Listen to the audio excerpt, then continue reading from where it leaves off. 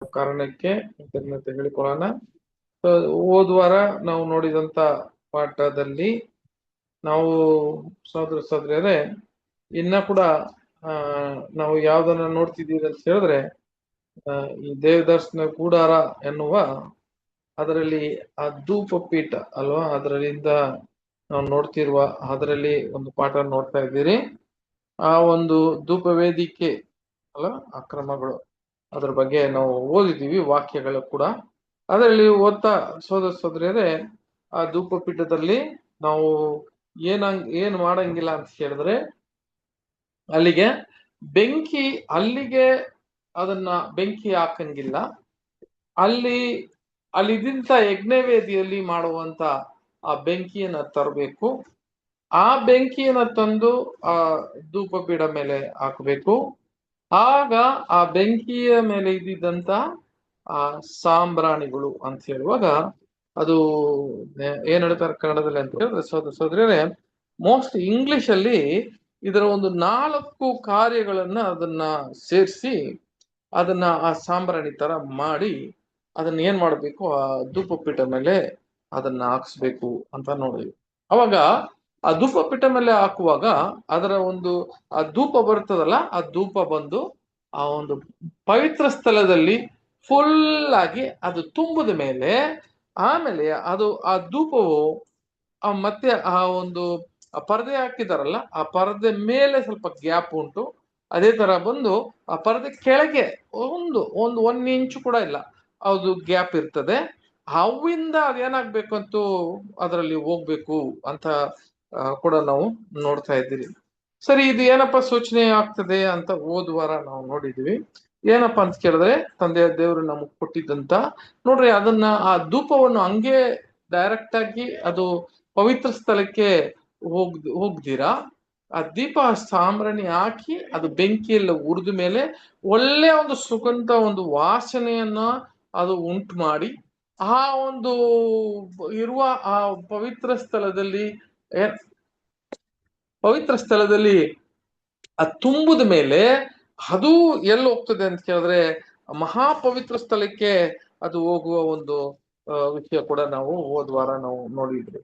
ಸಹೋದರ ಸಹೋದರರೇ, ಇದು ಏನಪ್ಪ ಸೂಚನೆ ಆಗ್ತದೆ ಅಂತ ಹೇಳುವಾಗ ನಾನು ಹೇಳ್ದಂಗೆ ಆ ಪವಿತ್ರ ಸ್ಥಳ ನಮಗೆ ಏನಪ್ಪ ಸೂಚನೆ ಆಗ್ತದೆ ಅಂತ ಕೇಳಿದ್ರೆ ನಾವು ಲೋಕದಲ್ಲಿ ಇದ್ದುಕೊಂಡು ಅಲ್ವಾ, ಲೋಕದಲ್ಲಿ ಇದ್ದುಕೊಂಡು ಆತ್ಮೀಯ ರೀತಿಯಲ್ಲಿ ಬೆಳವಣಿಗೆ ಅಂತ ಹೇಳಿದ್ರೆ ನೂತನ ಸೃಷ್ಟಿಯಾಗಿ ನಮ್ಮ ಹೃದಯದಲ್ಲಿ ನಮ್ಮ ಆತ್ಮೀಯ ರೀತಿಯಲ್ಲಿ ಬೆಳವಣಿಗೆ ಒಂದು ಕಡೆ, ಆದ್ರೆ ಶರೀರ ಪ್ರಕಾರ ನಾವು ಈ ಲೋಕದಲ್ಲಿ ನಾವು ಇದ್ದೀರಿ ಅಲ್ಲ, ಆ ಎರಡನ್ನ ಅದನ್ನ ಸೂಚನೆ ಮಾಡ್ತದೆ. ಅದೇ ತರ ಯಾವಾಗ ನಾವು ಆ ಮಹಾಪವಿತ್ರ ಸ್ಥಳಕ್ಕೆ ಹೋಗ್ತಿರೋ ಆವಾಗ ಮಾಂಸದ ಎಲ್ಲ ಏನಾಗ್ತದೆ, ರಕ್ತವು ಮಾಂಸವು ಅಲ್ಲಿ ಸೇರಂಗಿಲ್ಲ. ಹಾಗಿದ್ರೆ ಇದನ್ನ ಏನಾಗುತ್ತೆ ಅಂತ ಕೇಳಿದ್ರೆ ಮಾಂಸ ಇಲ್ಲಿ ಬರಲ್ಲ, ಬರೀ ಆತ್ಮೀಯ ರೀತಿಯಲ್ಲಿ ಆ ವಾಕ್ಯ ನಮ್ಮಲ್ಲಿ ಇದ್ದಿತ್ತಲ್ಲ ಅದನ್ನ ಮಾತ್ರ ಎಲ್ಲಿ ಹೋಗುತ್ತೆ ಅಂತ ಕೇಳಿದ್ರೆ ಆ ಒಂದು ಗುಣಲಕ್ಷಣಗಳು ಅದರಲ್ಲಿ ಇದ್ದಿದ್ದಂತ ಆತ್ಮೀಯವಾಗಿ ಇರುವಂತ ಫಲಗಳಲ್ಲಿ ನಾವೇನಾಗ್ತೀವಿ ಅಂತ ಕೇಳಿದ್ರೆ ಆ ಮಹಾಪವಿತ್ರ ಸ್ಥಳಕ್ಕೆ ಹೋಗ್ತೀವಿ ಅಂತ ನೋಡಿದ್ದು. ಅದಕ್ಕೆ ನಾವು ಹೋದ ವಾರ ಯಾವ್ದಪ್ಪ ಅಂತ ಹೇಳಿದ್ರೆ ಒಂದು ವಾಕ್ಯವನ್ನು ಓದಿದ್ರಿ. ಅದೇನಂತ ಹೇಳಿದ್ರೆ ನೋಡ್ರಿ, ಆ ಒಂದು ನಾನು ತಂದೆಯ ದೇವರು ನಮಗೆ ಜ್ಞಾನವನ್ನು ಕೊಡ್ತಾರೆ ಅಲ್ವಾ. ನಾವು ಓದುವಾಗ ಎಷ್ಟು ಜ್ಞಾನ ಕೊಡ್ತಾರೆ ಅಂತ ಕೇಳಿದ್ರೆ ಅದನ್ನ ನಾವು ಓದಿ ಓದಿ ಓದಿ ಎಷ್ಟೋ ಜ್ಞಾನ ನಮಗೆ ಕೊಟ್ಟಿರ್ತಾರೆ. ಈ ಲೋಕದಲ್ಲಿ ಏನಾಗತ್ತೆ ಅಂತ ಹೇಳಿದ್ರೆ ಸಹೋದರ ಸಹೋದರರೇ, ಅಂತ ಜ್ಞಾನ ಯಾರಿಗೂ ಸಿಗಲ್ಲ. ಅಂತ ಜ್ಞಾನ ದೇವ್ರು ಏನ್ ಮಾಡಿದ್ದಾರೆ ಅಂತ ಹೇಳಿದ್ರೆ ವಜ್ರಗಳ ತರ ನಮಗೆ ಆ ಒಂದು ಜ್ಞಾನ ಕೊಟ್ಟಿರ್ತಾರೆ. ಈ ಜ್ಞಾನವನ್ನ ಇಟ್ಟುಕೊಂಡು ನಾವು ಏನಪ್ಪಾ ದೇವರಿಗೆ ಮತ್ತೆ ಆ ಧೂಪವರ್ಗವಾಗಿ ಇದ್ದಿದ್ದಂತ ಆ ಜ್ಞಾನ ನಮಗೆ ಕೊಡ್ತಾರೆ. ಅದೇ ಬಂದ್ ನೋಡ್ರಿ, ಅದೇ ಬಹಳ ಮುಖ್ಯ. ಅದರಲ್ಲಿ 4 ವಿಷಯಗಳನ್ನು ಸೇರಿಸ್ತಾರೆ. ಅದು ಕನ್ನಡದಲ್ಲಿ ಯಾಕೆ ಬರುತ್ತೆ ಅಂತ ಹೇಳಿದ್ರೆ ಸಹೋದರ ಸಹೋದರಿ, ಒಂದು ಬಂದು ಅದಕ್ಕೆ ಸ್ಟ್ಯಾಟೆಕ್ ಅಂತ ಹೇಳುವ ಒಂದು ಸಾಂಬ್ರಾಣಿ, ಅದರಲ್ಲಿ ಇರುವ ಒಂದು ಗೋಂದು ತರ ಇರುತ್ತದೆ, ಅದನ್ನ ಉಪಯೋಗ ಮಾಡ್ತಾರೆ. ಅದೇ ತರ ಓಣಿಚಾ ಅಂತ ಹೇಳುವ ಒಂದು ಗೋಂದನ್ನ ಅದರಲ್ಲಿ ಉಪಯೋಗ ಮಾಡ್ತಾರೆ. ಆಮೇಲೆ ಗಾಲ್ಬನಿಮ್ ಅಂತ ಹೇಳುವ ಒಂದು ಗೋಂದು ಅಂತ ಹೇಳಿದ್ರೆ ಆ ಒಂದು ಸಾಂಬ್ರಾಣಿ ತರ ಇರ್ತದೆ. ಇವಾಗ ಅದ ಕೆಳಗೆ ಇಲ್ಲಿದ್ದ ನೋಡ್ರಿ, ಇದು ಅದನ್ನ ಓದೋಣ ಸಿಸ್ಟರ್. 30ನೇ ಅಧ್ಯಾಯ ವಿಮೋಚನಾ ಕಾಂಡದಲ್ಲಿ 30ನೇ ಅಧ್ಯಾಯ 34ನೇ ವಾಕ್ಯ ಓದ್ರಿ.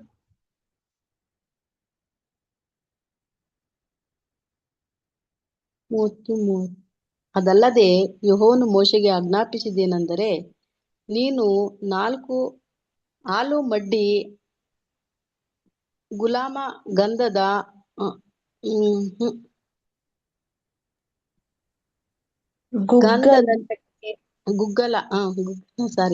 ಗಂಧದ ಚಕ್ಕೆ ಎಂಬ ಪರಿಮಳ ದ್ರವ್ಯಗಳನ್ನು ಸ್ವಚ್ಛವಾದ ಧೂಪವನ್ನು ಸಮಭಾಗವಾಗಿ ತೆಗೆದುಕೊಂಡು ಸುವಾಸನೆ ಉಳ್ಳ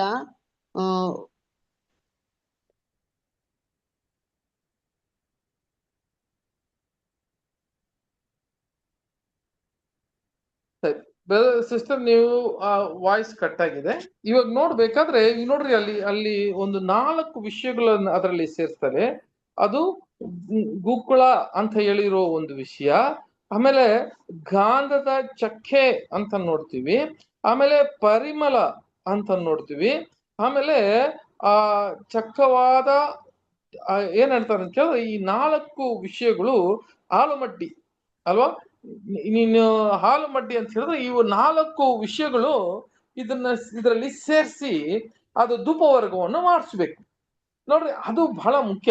ಇವು 4 ವಿಷಯಗಳು ಏನಪ್ಪಾ ನಮಗೆ ಸೂಚನೆವಾಗ್ತದೆ ಅಂತ ಕೇಳುವಾಗ, ಇವಾಗ ನೋಡ್ರಿ, ಆ ಧೂಪವನ್ನು ಯಾಚಕನು ಅದ್ರ ಮೇಲೆ ಹಾಕ್ತಾನೆ ಅಂತ ನಾವು ನೋಡಿದೀವಲ್ಲ. ಅದಕ್ಕೆ ಮುಂಚೆ ನಾವು ತಿಳ್ಕೊಳ್ಳೋ ವಿಷಯ ಏನಪ್ಪಾ ಅಂತ ಹೇಳಿದ್ರೆ, ಮೊದಲು ಇದರಲ್ಲಿ ಸ್ಟ್ಯಾಂಡರ್ಡ್ ಆಗಿರೋಣ. ಮೊದಲು ನಾವು ವಿಷಯಗಳು ಏನಂತ ತಿಳ್ಕೊಂಡ್ಬಿಡೋಣ. ಈಗ ಆಮೇಲೆ ಈ 4 ವಿಷಯಗಳು ಏನಕ್ಕೆ ಅದು ಸಂಬಂಧಪಟ್ಟ ವಿಷಯಗಳು ಅಂತ ಕೂಡ ನಾವು ನೋಡೋಣ.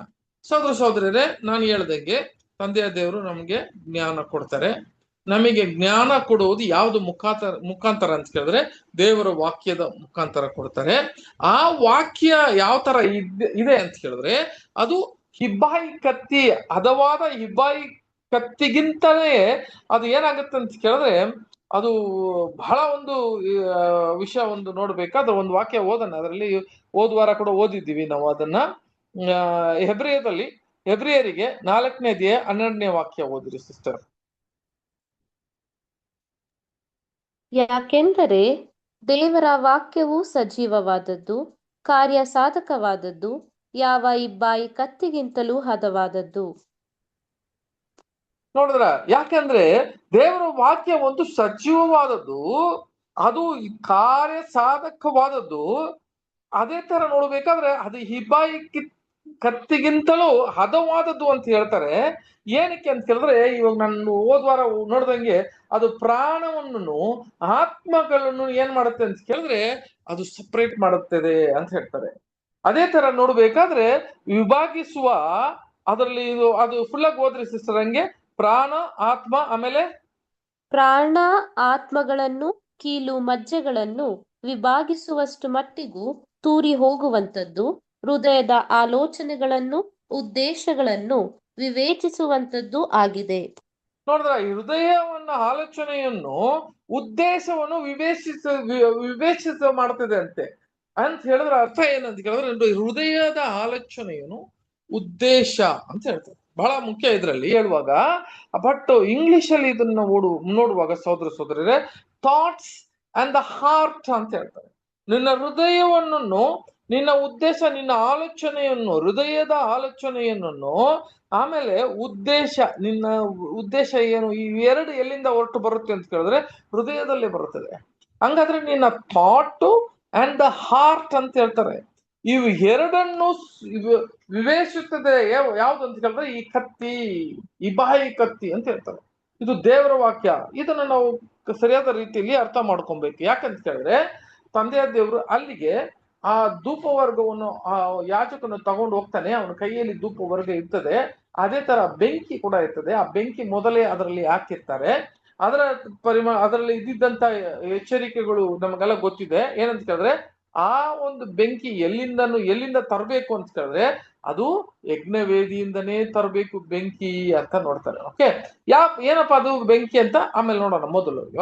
ಮೊದಲು ಈ ಧೂಪ ವರ್ಗದಲ್ಲಿ ನಮಗೆ ಕೊಟ್ಟಿದ್ದಂತ ವಿಷಯ ಏನಪ್ಪಾ ಅಂತ ಹೇಳಿದ್ರೆ ಜ್ಞಾನ. ಮೊದಲು ನಮಗೆ ಥಾಟ್ಸ್ ಜ್ಞಾನ ಕೊಡ್ತಾರೆ. ಈ ಜ್ಞಾನ ಅಂತ ಬರುವಾಗ ಸಹೋದರ ಸಹೋದರಿಯರೇ, ನಮ್ಮ ಎಲ್ಲರಿಗೂ ದೇವರ ವಾಕ್ಯವನ್ನು ಕೇಳುವರು ಎಲ್ಲಾ ಸಹೋದರ ಸಹೋದರಿಯರು the truth of knowledge and the truth of life ಅಂತ ಹೇಳುವಾಗ ನಮಗೆ ಎರಡು ವಿಧವಾದ ಸತ್ಯ ಉಂಟು. ಓಕೆ, ಎರಡು ವಿಧವಾದ ಸತ್ಯಗಳು ಉಂಟು. ಸತ್ಯ ಅಂತ ಹೇಳುವಾಗ ಇದು ಎರಡು ವಿಧವಾದ ಬೇರೆ ಏನಿಲ್ಲ. ಜ್ಞಾನವಂತೂ ಕೊಡುವ ಒಂದು ಸತ್ಯ, ಜೀವವನ್ನು ಕೊಡುವ ಸತ್ಯ. ಎರಡು ಸತ್ಯ ನಮ್ಮ ಎಂಟೈರ್ ಬೈಬಲ್ ಅಂತ ನೋಡ್ತೀವಿ. ನಮಗೆ ದೇವರು ಕೊಡುವ ಜ್ಞಾನದಲ್ಲಿ ಎರಡು ವಿಧವಾದ ಸತ್ಯನ ನಾವು ಉಪಯೋಗ ಮಾಡ್ಕೊಬಹುದು. ಒಂದು ಜ್ಞಾನ ನಾವು ಪಡ್ಕೊಳ್ಳೋದಕ್ಕೆ ಸತ್ಯವನ್ನ ಕೇಳ್ತೀವಿ, ಆ ಸತ್ಯವನ್ನ ಕೇಳ್ತೀವಿ, ಟ್ರೂತ್ ಅನ್ನ ಕೇಳ್ತೀವಿ, ಓದ್ತೀವಿ ಅಲ್ವಾ. ಅದೆಲ್ಲ ಕೇಳುವಾಗ ಆ ಬರೀ ಕೇಳೋದು ಮಾತ್ರ ಅಲ್ಲ, ಆ ಜೀವವನ್ನು ಕೊಡುವ ಸತ್ಯವನ್ನು ನಾವು ಅದನ್ನ ಉಪಯೋಗಿಸ್ಬೇಕು. ಇದು ಎರಡು ಬಹಳ ಮುಖ್ಯ. ಇದರಲ್ಲಿ ಡಿಫ್ರೆನ್ಶಿಯೇಟ್ ಮಾಡಬೇಕು. ಮುಖ್ಯವಾಗಿ ನೋಡ್ರಿ, ಒಂದು ವಾಕ್ಯ ಕೂಡ ಓದೋಣ. ಯೋಹನ 17ನೇ ಅಧ್ಯಾಯ 17ನೇ ವಾಕ್ಯ. ಯೋಹನ 17ನೇ ಅಧ್ಯಾಯ 17ನೇ ವಾಕ್ಯ. ನಿನ್ನ ವಾಕ್ಯವೇ ಸತ್ಯವು. ಆಮೇಲೆ, ನೀನು ನನ್ನನ್ನು ಲೋಕಕ್ಕೆ ಕಳುಹಿಸಿಕೊಟ್ಟಂತೆ ನಾನು ಇವರನ್ನು ಲೋಕಕ್ಕೆ ಕಳುಹಿಸಿಕೊಟ್ಟೆನು. 16-17 ಓದಿ ಸಿಸ್ಟರ್. 16-17 ಅದರಲ್ಲಿ 17ನೇ ಅಧ್ಯಾಯ 16-15ನೇ ವಾಕ್ಯ. ನಾನು ಲೋಕದವನಲ್ಲದೆ ಇರುವ ಪ್ರಕಾರ ಇವರು ಲೋಕದವರಲ್ಲ, ಇವರನ್ನು ಸತ್ಯದಲ್ಲಿ ಸೇರಿಸಿ ಪ್ರತಿಷ್ಠೆಪಡಿಸು, ನಿನ್ನ ವಾಕ್ಯವೇ ಸತ್ಯವು. ನೋಡಿದ್ರ, ಇವರನ್ನು ಸತ್ಯದಲ್ಲಿ ಸೇರಿಸಿ ಪ್ರತಿಷ್ಠೆಪಡಿಸು, ನಿನ್ನ ವಾಕ್ಯವೇ ಸತ್ಯವು ಅಂತ ಹೇಳ್ತಾರೆ. ಹಂಗಾದ್ರೆ ಇವರನ್ನು ಸತ್ಯದಲ್ಲೇ ಪ್ರತಿಷ್ಠೆಪಡಿಸ್ಬೇಕು. ಇದು ನಮಗ್ ನೋಡ್ಬೇಕಾದ್ರೆ ಆತನ ವಾಕ್ಯದಲ್ಲೇ ನಾವು ಪ್ರತಿಷ್ಠೆ ಪಡಬೇಕು ಅಂತ ಹೇಳ್ತಾರೆ. ಆ ವಾಕ್ಯದಲ್ಲಿ ಎರಡು ವಿಧವಾದ ಜ್ಞಾನ ಉಂಟು, ಎರಡು ವಿಧವಾದ ವಿಷಯಗಳು ಉಂಟು. ಏನಪ್ಪಾ ಅಂತ ಕೇಳಿದ್ರೆ, ಒಂದು ಜ್ಞಾನಕ್ಕೆ ತಕ್ಕದಾಗಿ ಸತ್ಯ ಉಂಟು, ಇನ್ನೊಂದು ಜೀವಕ್ಕೆ ಇರುವ ಸತ್ಯ ಉಂಟು. ಇವು ಎರಡನ್ನ ಕರೆಕ್ಟ್ ಆಗಿ ಯಾರು ಅದನ್ನ ಬ್ಯಾಲೆನ್ಸ್ ಮಾಡ್ತಾರೋ ಅವರಿಗೆ ಆ ಧೂಪ ವರ್ಗ ಏನಾಗ್ತದೆ ಅಂತ ಕೇಳಿದ್ರೆ ತಂದೆಯ ದೇವರಿಗೆ ಅದನ್ನ ಒಟ್ಟು ಸೇರುತ್ತೆ ಅಂತ ನೋಡ್ತೀವಿ. ನೋಡ್ರಿ, ಫಾರ್ ಎಕ್ಸಾಂಪಲ್, ಇವಾಗ ನಾವು ಬೋಧನೆ ಅಂತ ಹೇಳುವಾಗ ಕೆಲವು ಬೋಧನೆಗಳನ್ನ ಕೇಳಿದ ಅರಿವು ಬರುವ ಒಂದು ಉಪದೇಶಗಳು ನಮಗೆ ಸಿಗುತ್ತೆ ಅಲ್ವಾ. ಇದೇನಂತ ಕೇಳಿದ್ರೆ ಜ್ಞಾನಕ್ಕೆ ತಕ್ಕದಾಗಿ ಒಂದು ಬೋಧನೆ. ನಾವು ಇವೆಲ್ಲ ಕೇಳುವಾಗ, ನಮಗೆ ಒಳ್ಳೆ ಬೋಧನೆಯನ್ನ ಕೇಳುವಾಗ ಇವರು ಜ್ಞಾನವನ್ನು ಪಡ್ಕೊಂತೀವಿ. ಬಟ್ ಜ್ಞಾನವನ್ನ ಪಡ್ಕೊಳ್ಳೋದು ಮಾತ್ರವೇ ಒಂದು ಏನ್ರಿ ಒಂದು ಅರ್ಹತೆನಾ? ಕ್ರಿಸ್ತನಿಗೆ ಅವರು ಕ್ರಿಸ್ತನ ಸಾರೂಪ್ಯಕ್ಕೆ ಬರೋದಕ್ಕೆ ಒಂದು ಅರ್ಹತೆನ ಅಂತ ಕೇಳಿದ್ರೆ ಇಲ್ಲ. ಅದೇ ಉಪದೇಶ ಹೆಂಗಿರ್ತಂತ ಜೀವಕ್ಕೆ ತಕ್ಕದಾಗಿ ಒಂದು ಉಪದೇಶಗಳು ಉಂಟು. ಇವು ಎರಡು ನಾವು ಡಿಫರೆನ್ಶಿಯೇಟ್ ಮಾಡಬೇಕು. ತಂದೆ ದೇವರು ನಮ್ಗೆ ಹೆಂಗೆ ಆ ಒಂದು ಸಾಮ್ರಾಣಿ ಅಂತ ಹೇಳುವಾಗ, ಸಾಮ್ರಾಣಿ ಅಂತ ನಾನು ಹೇಳ್ತಾ ಇದ್ದೀನಿ, ಅವನ್ನ ನಮ್ಮ ಕೈಯಲ್ಲಿ ಕೊಡುವಾಗ ಅದನ್ನ ಧೂಪವಾಗಿ ನಾವು ದೇವರಿಗೆ ಕನ್ವರ್ಟ್ ಮಾಡಿ ಕೊಡ್ಬೇಕು.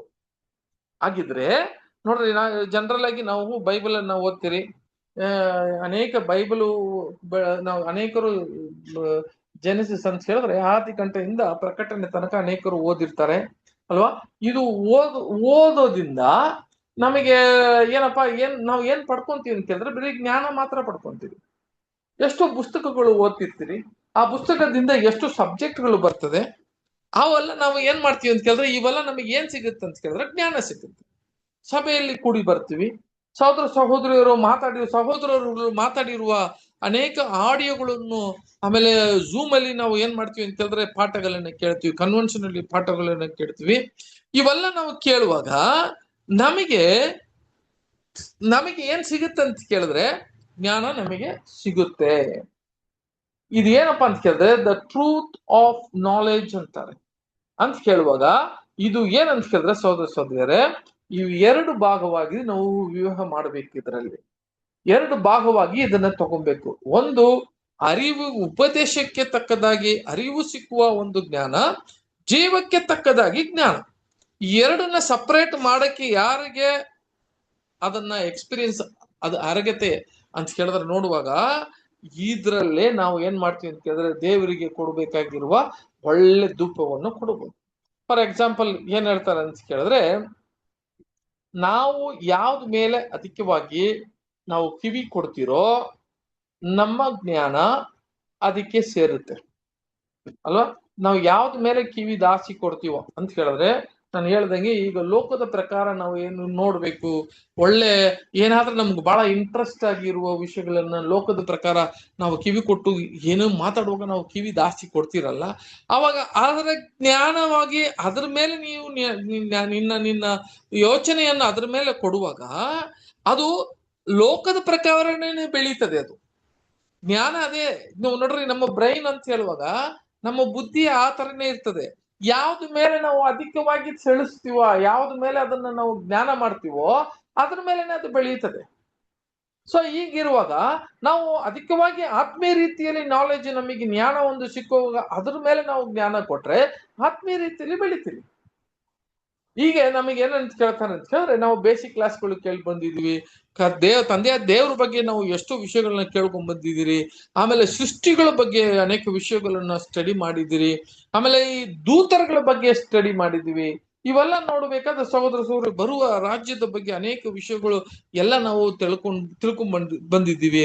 ಇವೆಲ್ಲ ನೋಡ್ಬೇಕಾದ್ರೆ ದೇವರ ಒಂದು ಯೋಜನೆ, ದೇವರ ಒಂದು ಯೋಜನೆಯನ್ನ ನಾವು ತಿಳ್ಕೊಂಡಿದೀವಲ್ಲ, ಈ ದೇವರ ಯೋಜನೆಯನ್ನ ತಿಳ್ಕೊಂಡ ಮೇಲೆ ಇವಾಗ ಸಾಕ ಅಂತ ಕೇಳಿದ್ರೆ ಇದು ಸಾಕಲ್ಲ ನಮಗೆ.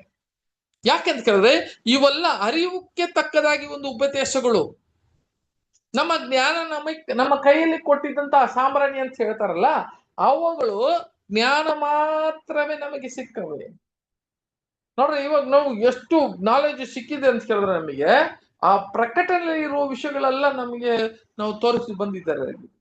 ದೇವದರ್ಶನದ ಗೂಡಾರದಲ್ಲಿ ಇರುವ ಅನೇಕ ವಿಷಯಗಳನ್ನ ನಾವು ಧ್ಯಾನ ಮಾಡ್ತಾ ಇದ್ದೀವಿ. ಪಿರಮಿಡ್ ಬಗ್ಗೆ ಧ್ಯಾನ ಮಾಡಿದ್ದೀವಿ, ದೇವ್ರ ರಾಜ್ಯದ ಬಗ್ಗೆ ನಾವು ಮಾಡಿದ್ದೀವಿ. ಇವೆಲ್ಲ ಕೂಡ ಏನಂತ ಹೇಳ್ತಾರೆ ಅಂತ ಕೇಳಿದ್ರೆ ಜ್ಞಾನ ಜ್ಞಾನ ಜ್ಞಾನ. ಆದ್ರೆ ಜ್ಞಾನ ಪಡ್ಕೊಂಡಿದ್ದೀವಲ್ಲ, ಬರೀ ನಾನು ಉಪದೇಶ ಮಾಡುತ್ತೀನಿ, ಚೆನ್ನಾಗಿ ಓದ್ತಾ ಇದ್ದೀನಿ, ಅನೇಕ ಪಾಠಗಳನ್ನ ಕೇಳ್ತಾ ಇದ್ದೀನಿ, ಇವುಗಳೆಲ್ಲ ಇದು ನಮಗೆ ಸ್ವಂತವಾಗಿ ಇರುವ ಕಾರ್ಯಗಳು. ಇದು ಯಾವ ಕಾರಣಕ್ಕೂ ತಂದೆಯ ದೇವರಿಗೆ ಅದು ಧೂಪವರ್ಗವಾಗಿ ಹೋಗೋದೇ ಇಲ್ಲ. ಅದು ಜ್ಞಾನ ನಿನಗೆ ಕೊಟ್ಟಿರೋದು. ಆ ಜ್ಞಾನದಿಂದ ನೀನ್ ಏನ್ ಕೊಡ್ತೀಯ ಅಂತ. ಹಾಗಾದ್ರೆ ಜ್ಞಾನ ನಮಗ್ ಬೇಕಿಲ್ವಾ ಅಂತ ಹೇಳಿದ್ರೆ ಜ್ಞಾನ ಬಹಳ ಮುಖ್ಯ. ಜ್ಞಾನ ಇಲ್ದಿರ ನಾವು ಯಾವ್ದನ್ನು ಹುಡ್ಕೊಳ್ಳಕ್ಕಾಗೋದಿಲ್ಲ. ಜ್ಞಾನ ಬಹಳ ಮುಖ್ಯ. ಒಂದು ವಾಕ್ಯ ಕೊಡೋದು ನೋಡ್ರಿ, 2 ಪೇತ್ರ 3ನೇ ಅಧ್ಯಾಯ 18ನೇ ವಾಕ್ಯ ಓದೋಣ. 2 Peter 3rd chapter 18th verse. 2 ಪೇತ್ರ 3ನೇ ಅಧ್ಯಾಯ 18ನೇ ವಾಕ್ಯ. ನೀವು ಕೃಪೆಯಲ್ಲಿಯೂ ನಮ್ಮ ಕರ್ತನೂ ರಕ್ಷಕನೂ ಆಗಿರುವ ಯೇಸು ಕ್ರಿಸ್ತನ ವಿಷಯವಾದ ಜ್ಞಾನದಲ್ಲಿಯೂ ಅಭಿವೃದ್ಧಿಯನ್ನು ಹೊಂದುತ್ತಾ ಇರ್ರಿ. ನೋಡಿದ್ರ, ಹಾಗಿರುವಾಗ ಕೃಪೆಯಲ್ಲೂ ಯೇಸು ಕ್ರಿಸ್ತನ ಅರಿಯೋದರಲ್ಲಿ ಜ್ಞಾನದಲ್ಲಿನೂ ಅಭಿವೃದ್ಧಿಯಲ್ಲಿ ನೀವು ಏನ್ ಮಾಡ್ರಿ, ಇನ್ನ ಹೊಂದುತ್ತಾ ಇರ್ರಿ ಅಂತ ಹೇಳ್ತಾರೆ. ಅಂತ ಹೇಳುವಾಗ ಇವು ಬೆಳಿಬೇಕು ಅಂತ ಹೇಳ್ತಾರೆ. ಖಂಡಿತಾಗಿ ನಮಗ್ ಜ್ಞಾನ ಬೇಕು. ನೋಡ್ರಿ, ಈ ಆ ಕ್ರಿಸ್ತನನ್ನ ಹರಿಯುವ ಒಂದು ಜ್ಞಾನ ನಮಗೆ ಬೇಕು, ಆ ವಿಷಯ ನಮಗೆ ಬೇಕು. ಆದ್ರೆ ಇನ್ನೊಂದು ನೋಡ್ರಿ, ಇದು ವಾಕ್ಯ ಹೇಳುತ್ತೆ ಈ ಜ್ಞಾನ ನಮಗೆ ಬೇಕು. ಆದ್ರೆ ಈ ಜ್ಞಾನನ ತಗೊಂಡು ಏನ್ ಮಾಡಕ್ಕಾಗಲ್ಲ ಅಂತ ಹೇಳಿದ್ರೆ ಪರಲೋಕಕ್ಕೆ ಹೋಗಕ್ ಆಗೋದಿಲ್ಲ. ಇನ್ನೊಂದು ವಾಕ್ಯ ಕೂಡ ಓದೋಣ. ಅಪೊಸ್ತಲ ಕೃತ್ಯಗಳಲ್ಲಿ 4ನೇ ಅಧ್ಯಾಯ 13ನೇ ವಾಕ್ಯ. ಅಪೊಸ್ತಲ ಕೃತ್ಯಗಳಲ್ಲಿ 4:13. ಪೇತ್ರ ಯೋಹಾನರು ಧೈರ್ಯದಿಂದ ಮಾತಾಡುವುದನ್ನು ಆ ಸಭಿಕರು ನೋಡಿ ಅವರು ಶಾಸ್ತ್ರಾಭ್ಯಾಸ ಮಾಡದ ಸಾಧಾರಣರೆಂದು ತಿಳಿದು ಆಶ್ಚರ್ಯಪಟ್ಟರು. ನೋಡ್ರ, ಪೇತ್ರನು ನೋಡ್ಬೇಕಾದ್ರೆ ಯೋಹಾನರು ಇವರು ಸಾಮಾನ್ಯ ಒಂದು ಮನುಷ್ಯ, ಇವರಲ್ಲ. ಆದ್ರೆ ಅವರೆಲ್ಲ ನೋಡ್ಬಿಟ್ಟು ಬಹಳ ಆಶ್ಚರ್ಯಪಟ್ರು. ಇವ್ರಿಗೆ ಹೆಂಗಪ್ಪ ಜ್ಞಾನ ಬಂತು, ಇಷ್ಟು ಜ್ಞಾನ ಬಂದಿದೆ ಅಂತ. ಕಾರಣ ಏನಕ್ಕೆ ದೇವ್ರು ಕೊಡೋದು ಆ ಜ್ಞಾನ. ನೋಡ್ರಿ, ಅವ್ರ ಅಂತ ಜ್ಞಾನದಲ್ಲಿ ಬೆಳೆದಿದ್ದಾರೆ. ನಮಗ್ ಕೂಡ ಈ ಜ್ಞಾನ ನಮಗೆ ಕೊಟ್ಟಿದ್ದಾರೆ. ಈಗ ನಮಗ್ ಕೂಡ ಈ ಜ್ಞಾನ ಕೊಟ್ಟಿದ್ದಾರೆ. ಈ ಜ್ಞಾನವನ್ನ ಇಟ್ಟುಕೊಂಡು ದೇವರಿಗೆ ಜ್ಞಾನ ಕೊಡೋದು ಯಾವ ಒಂದು ವಿಷಯ, ಅದನ್ನ ಮತ್ತೆ ದೇವರಿಗೆ ನಾವು ಕೊಡೋದು, ಆ ಜ್ಞಾನವನ್ನು ಕೊಡೋದಲ್ಲ. ಬರೀ ಇನ್ನೊಂದು ವಾಕ್ಯ ಕೂಡ ಓದೋಣ. 1ನೇ ಕೊರಿಂಥ್ಯ 2ನೇ ಅಧ್ಯಾಯ, 1ನೇ ಕೊರಿಂಥರಿಗೆ 2ನೇ ಅಧ್ಯಾಯ 6 ಮತ್ತು 7ನೇ ವಾಕ್ಯ ಓದ್ರಿ. ಆದರೂ ಪ್ರವೀಣರಲ್ಲಿ ಜ್ಞಾನವನ್ನೇ ಹೇಳುತ್ತೇವೆ, ಇದು ಇಹಲೋಕದ ಜ್ಞಾನವಲ್ಲ, ಇಲ್ಲದೆ ಹೋಗುವ ಇಹಲೋಕಾಧಿಕಾರಿಗಳ ಜ್ಞಾನವೂ ಅಲ್ಲ. ಇದುವರೆಗೆ ಗುಪ್ತವಾಗಿದ್ದ ಸತ್ಯಾರ್ಥವನ್ನು ತಿಳಿಸುವಲ್ಲಿ ದೇವರ ಜ್ಞಾನವನ್ನೇ ಹೇಳುತ್ತೇವೆ. ಅದು ಯಾವುದೆಂದರೆ, ದೇವರು ನಮ್ಮ ಮಹಿಮೆಗಾಗಿ ಲೋಕೋತ್ಪತ್ತಿಗಿಂತ ಮೊದಲೇ ನೇಮಿಸಿ ಇದುವರೆಗೆ ಮರೆಮಾಡಿದ ಜ್ಞಾನವೇ. ಸಹೋದರರೇ, ಈ ಗುಪ್ತವಾಗಿದ್ದ ಜ್ಞಾನ ಇದು ದೇವರ ಜ್ಞಾನ ಅಂತ ಹೇಳ್ತಾರೆ. ಅವಿರುವಾಗ ಅಂತ ಒಂದು ಜ್ಞಾನ ಅಂತ ಕೇಳಿದ್ರೆ ಈ ಲೋಕದಲ್ಲಿ ಇರುವ ಯಾರಿಗೆ ಸಿಕ್ಕಿಲ್ಲ ಅಂತ ಕೇಳಿದ್ರೆ ಈ ಅರಸರು ರಾಜನಿಗೆ ಇರುವ ಜ್ಞಾನಗಳಲ್ಲಿ ನಮ್ಮನ್ನ ಬೆಳೆಸ್ತಾ ಇದ್ದಾರೆ. ಈ ಜ್ಞಾನದಲ್ಲಿ ನಾವು ಬೆಳೆಸ್ತಾ ಬಂದ್ರೆ ಹಣದ ಇನ್ನೊಂದು ಭಾಗ ಒಂದು ಉಂಟು. ಏನಪ್ಪಾ ಅಂತ ಕೇಳಿದ್ರೆ ಇವು ನಮಗೆ ಬಹಳ ಮುಖ್ಯ. ಇವೆಲ್ಲ ಕೇಳಿದೀವಿ. ಆ ಒಂದು ಸಾಂಬ್ರಾಣಿ ಅಂತ ಕೇಳಿದ್ರೆ ಕೈಯಲ್ಲಿ ನಮ್ಮಲ್ಲಿ ಇವೆಲ್ಲ ಉಂಟು. ಆದ್ರೆ ಇದನ್ನ ಹೆಂಗೆ ಧೂಪವರ್ಗವಾಗಿ ಅದನ್ನ ಚೇಂಜ್ ಮಾಡೋದು, ಅದ್ರ ಬದಲಾವಣೆ ಮಾಡೋದು ಅಂತ ಕೇಳಿದ್ರೆ ಈಗ ನಮ್ಮ ಒಂದು ಅನೇಕ ವಿಷಯಗಳು, ನಮ್ಮ ಗುಣಲಕ್ಷಣಗಳು ಬಹಳ ಮುಖ್ಯ. ಇವೆಲ್ಲ ನಾವು ತಿಳ್ಕೊಂಡ ಮೇಲೆ ಪ್ರಾಯಸ್ಥರಾಗಿ ಮಾರ್ಬೇಕು ಅಲ್ವಾ. ಇವಾಗ ಹೃದಯದಲ್ಲಿ ನಾವು ಆ ಜ್ಞಾನ ನಮಗೆ ಹೋದ್ಮೇಲೆ ನಾವು ಆ ಟ್ರೂತ್ ಆಫ್ ಲೈಫ್ ಅಂತ ಹೇಳುವಾಗ ಜೀವ ಕೊಡುವ ಉಪದೇಶದಲ್ಲೇ ನಮಗೆ ಅಮರತ್ವ ಸಿಗುತ್ತೆ. ಹಂಗಾದ್ರೆ ಜೀವ ಕೊಡುವ ಉಪದೇಶದಲ್ಲೇ ಕ್ರಿಸ್ತನ ಸಾರೂಪ್ಯಕ್ಕೆ ನಾವು ಬದಲಾವಣೆ ಆಗೋದಕ್ಕೆ ಸಾಧ್ಯ. ಸತ್ಯವನ್ನ ಕೇಳ್ಬಿಟ್ಟು ಆ ಹೃದಯದಲ್ಲಿ ಏನಾಗ್ಬೇಕು ಅಂತ ಕೇಳಿದ್ರೆ ಅದು ನಮ್ಮನ್ನ ಹೋಗಿ ಚುಚ್ಚಬೇಕು. ನಮ್ಮನ್ನ ಅಂತ ಪಾಠಗಳನ್ನ ನಾವು ಕೇಳಿ ಅದನ್ ಪ್ರಕಾರ ನಡೆಯುವಾಗಲೇ ಅದೇ ದೇವರಿಗೆ ಅದು ಒಳ್ಳೆ ಸುಗಂಧ ವಾಸನೆಯಾಗಿರ್ತದೆ ಅಂತ ಹೇಳ್ತಾರೆ. ನೋಡ್ರಿ ಹೆಂಗ್ ಹೇಳ್ತಾರೆ, ನಮಗೆ ಇವೆಲ್ಲ ಕೇಳ್ಬಿಟ್ಟು ನಮಗೆ ತಾಳ್ಮೆ ಅಂತ ಇಲ್ಲ ಅಂತ ಹೇಳಿದ್ರೆ ನೀನು ಏನೇ ಕೇಳಿದ್ರೆ ಏನು ಪ್ರಯೋಜನ ಅಂತ ಹೇಳಿ ಅಪೊಸ್ತಲ ಪೌಲ ಹೇಳ್ಬಿಡ್ತಾರೆ ಅಲ್ವಾ. ನಮ್ಮಲ್ಲಿ ಇರ್ಬೇಕಾಗಿರುವ ಏನಪ್ಪಾ ಅಂತ ಕೇಳಿದ್ರೆ ಇನ್ನೊಬ್ಬರನ್ನ ಕ್ಷಮೆ ಮಾಡುವ ಒಂದು ಗುಣಲಕ್ಷಣಗಳು ನಮ್ಮಲ್ಲಿ ಇದೆಯಾ? ಇನ್ನೊಬ್ಬರನ್ನ ಪ್ರೀತಿ ಮಾಡುವ ಒಂದು ಗುಣಲಕ್ಷಣಗಳಲ್ಲಿ ನಾವಿದೀವಾ?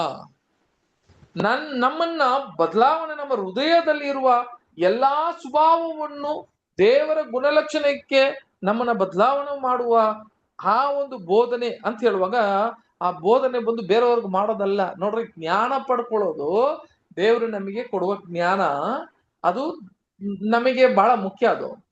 ಅದನ್ನ ಬೇರೆಯವರು ಕೂಡ ಹೇಳ್ಬೋದು. ಆದ್ರೆ ಜೀವ ಕೊಡುವ ಬೋಧನೆಯಲ್ಲಿ ಬೇರೆಯವರಿಗೆ ನಾವು ಹೇಳ್ಬೇಕು ಅವಶ್ಯಕತೆ ಇಲ್ಲ, ನಾವು ನಡಿಬೇಕು ಅಂತ ಹೇಳ್ತಾ ಇದ್ದೇವೆ ಅಲ್ವಾ.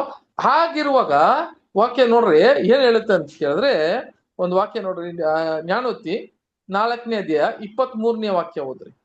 ಜ್ಞಾನೋಕ್ತಿ 4ನೇ ಅಧ್ಯಾಯ 23ನೇ ವಾಕ್ಯ.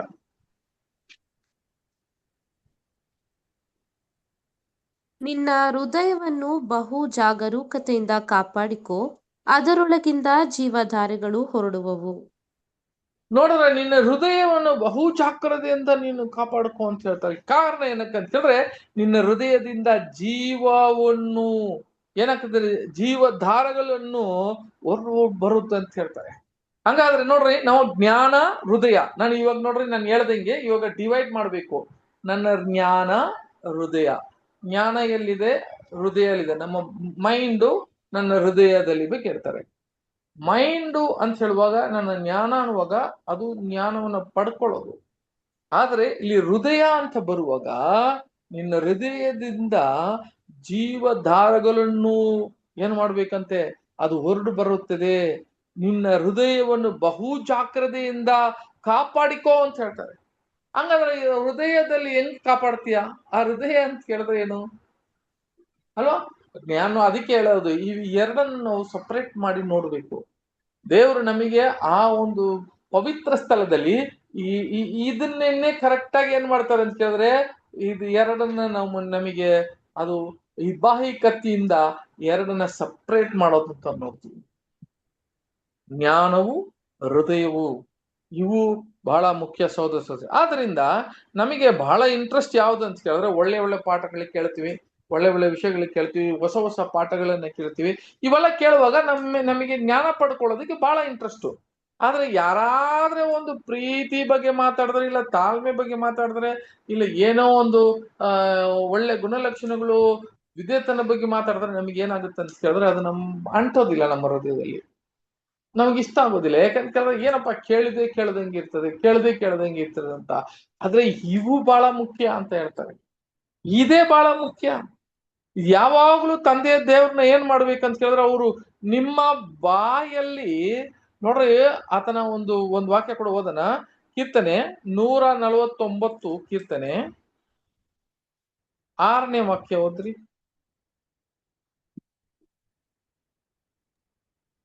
ಅವರ ಬಾಯಲ್ಲಿ ಯೆಹೋವನ ಸ್ತೋತ್ರವು, ಕೈಯಲ್ಲಿ ಇಬ್ಬಾಯಿ ಕತ್ತಿಯೂ ಇರಲಿ.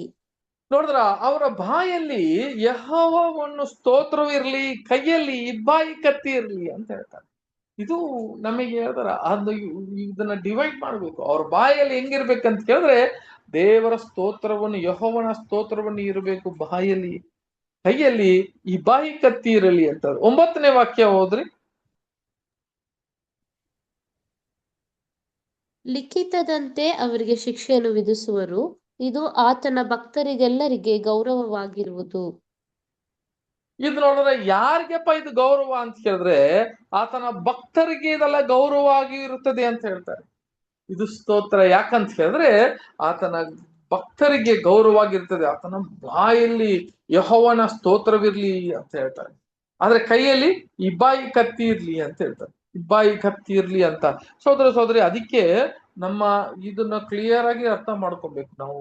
ನಮ್ಮ ಅರಿವು ಬಹಳ ಮುಖ್ಯ, ನಮ್ಮ ನಾಲೆಜು, ಜ್ಞಾನ ಬಹಳ ಮುಖ್ಯ. ಆದ್ರೆ ಅದಕ್ಕೆ ತಕ್ಕದಾಗಿ 50% ನಿನಗೆ ಜ್ಞಾನ ಇರಬೇಕು, ಒಳ್ಳೆ ಜ್ಞಾನದಲ್ಲಿ ಬೆಳಿಬೇಕು. ಅದೇ ತರ ಜೀವಕ್ಕೆ ತಕ್ಕದಾಗ ಇದೆಯಲ್ಲ ಉಪದೇಶಗಳು, ಕ್ಯಾರೆಕ್ಟರ್ಗಳು, ಅವಲ್ಲಿ ನೀವು ನಡಿಬೇಕು. ಇವು ಎರಡು ಬಹಳ ಮುಖ್ಯ. ಕ್ಯಾರೆಕ್ಟರು ಬಹಳ ಮುಖ್ಯ, ಗುಣಲಕ್ಷಣಗಳು ಬಹಳ ಮುಖ್ಯ. ಅದೇ ತರ ನಮಗೆ ಉಪದೇಶಗಳು ಕೂಡ, ಜ್ಞಾನಕ್ಕೆ ತಕ್ಕದಾಗ ಉಪದೇಶಗಳು ಎರಡೂ ಬಹಳ ಮುಖ್ಯ. ಬಟ್ ಇವತ್ತು ನೀವು ನೋಡ್ಬೇಕಾದ್ರೆ ಯಾವ್ದನ್ನ ನಾವು ಆಸೆ ಪಡ್ತೀವಿ ಅಂತ ನೋಡಿದ್ರೆ, ಜ್ಞಾನ ಕೊಡುವ ವಿಷಯದಲ್ಲೇ ಬಹಳ ಮುಖ್ಯವಾಗಿರ್ತದೆ ಅಲ್ವಾ. ನಮ್ಮ ಕಿವಿ ಹೆಂಗಿರ್ಬೇಕು ಅಂತ ಕೇಳಿದ್ರೆ,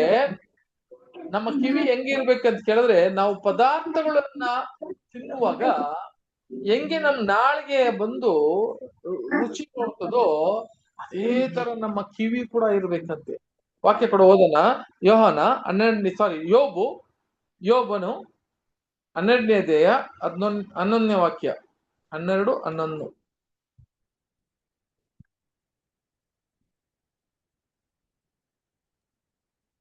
ಅಂಗಳವು ಆಹಾರವನ್ನು ರುಚಿ ನೋಡುವ ಪ್ರಕಾರ, ಕಿವಿಯು ಮಾತುಗಳನ್ನು ವಿವೇಚಿಸುತ್ತದಲ್ಲ.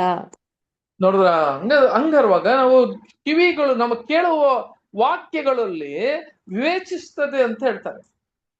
ಹಂಗೆ ಹೆಂಗೆ ಅಂಗಳವನ್ನು ನೋಡ್ಬೇಕಾದ್ರೆ, ಆಹಾರವನ್ನು ರುಚಿ ನೋಡೋದು ಹೆಂಗೆ, ಅದೇ ಪ್ರಕಾರ ನಮ್ಮ ಕಿವಿಯ ಆ ಮಾತುಗಳನ್ನು ವಿವೇಚಿಸ್ತದೆ. ಅದನ್ನು ವಿವೇಚಿಸಿ ನೋಡ್ಬೇಕು ಅದನ್ನ. ಅದಕ್ಕೆ ಬಹಳ ನಮಗೆ ಮುಖ್ಯವಾಗಿ ವಿಷಯ ಏನಂತ ಕೇಳಿದ್ರೆ, ದ ನಾಲೆಡ್ಜ್, ಟ್ರೂತ್, ಸತ್ಯ ಮುಖ್ಯ. ಆದ್ರೆ ಅದರ ಒಂದು ಏನಂತ ಕೇಳಿದ್ರೆ, ನಮ್ಮ ಒಳ್ಳೆ ಗುಣಲಕ್ಷಣವನ್ನು ಕೊಡುವ ಒಂದು ವಿಷಯ ಇರಬೇಕು. ಅದನ್ನೇ, ಆ ಗುಣಲಕ್ಷಣಗಳೇ ನಮ್ಮನ್ನ ಎಲ್ಲಿ ತಗೊಂಡು ಹೋಗುತ್ತೆ ಅಂತ ಕೇಳಿದ್ರೆ, ದೇವರ ಒಂದು ಸಹೋದರಿ ಅವರು ಆತನ ಸಾರೂಪಿಗೆ ಹಿಂಗೆ ದೋಷವಿಲ್ಲವಾಗಿ ಇದ್ದಾರೋ ಕ್ರಿಸ್ತನ ತಂದೆಯ ದೇವರು, ಅದೇ ತರ ನಮ್ಮನ್ನ ಕೂಡ ಏನ್ ಮಾಡುತ್ತೆ ಅಂತ ಕೇಳಿದ್ರೆ, ಅದನ್ನ ನಮ್ಮನ್ನ ಕೂಡ ಅದು ಬದಲಾವಣೆ ಮಾಡುವುದು ಕ್ಯಾರೆಕ್ಟರು ಅಲ್ವಾ. ಜ್ಞಾನ ಇಟ್ಕೊಂಡ್ರಿ ಪರವಾಗಿಲ್ಲ, ಉಪದೇಶ ಓಕೆ, ನೀವು ಮಾತಾಡೋದಾಗ್ಲಿ, ಸ್ಟಡಿ ಮಾಡೋದಾಗ್ಲಿ, ಅನೇಕ ಜ್ಞಾನ ಓದೋದಾಗ್ಲಿ, ಇದು ಒಳ್ಳೇದೇ. ಆದ್ರೆ ಇದಕ್ಕೆ ತಕ್ಕದಾಗಿ ನಮ್ಮ ಗುಣಲಕ್ಷಣಗಳಲ್ಲಿ ಒಳ್ಳೆ ಧೂಪವರ್ಗವಾಗಿ ದೇವರಿಗೆ ನಾವು ಇರಬೇಕು ಅಂತ ಹೇಳ್ತಾರೆ. ಆದ್ದರಿಂದಾನೇ ದೇವರು ಏನ್ ಮಾಡ್ತಾರೆ ಅಂತ ಕೇಳಿದ್ರೆ, ಇನ್ನೊಂದು ವಾಕ್ಯ ಕೂಡ ಓದೋಣ. 2ನೇ ಕೊರಿಂಥ್ಯ 7ನೇ ಅಧ್ಯಾಯ 10ನೇ ವಾಕ್ಯ.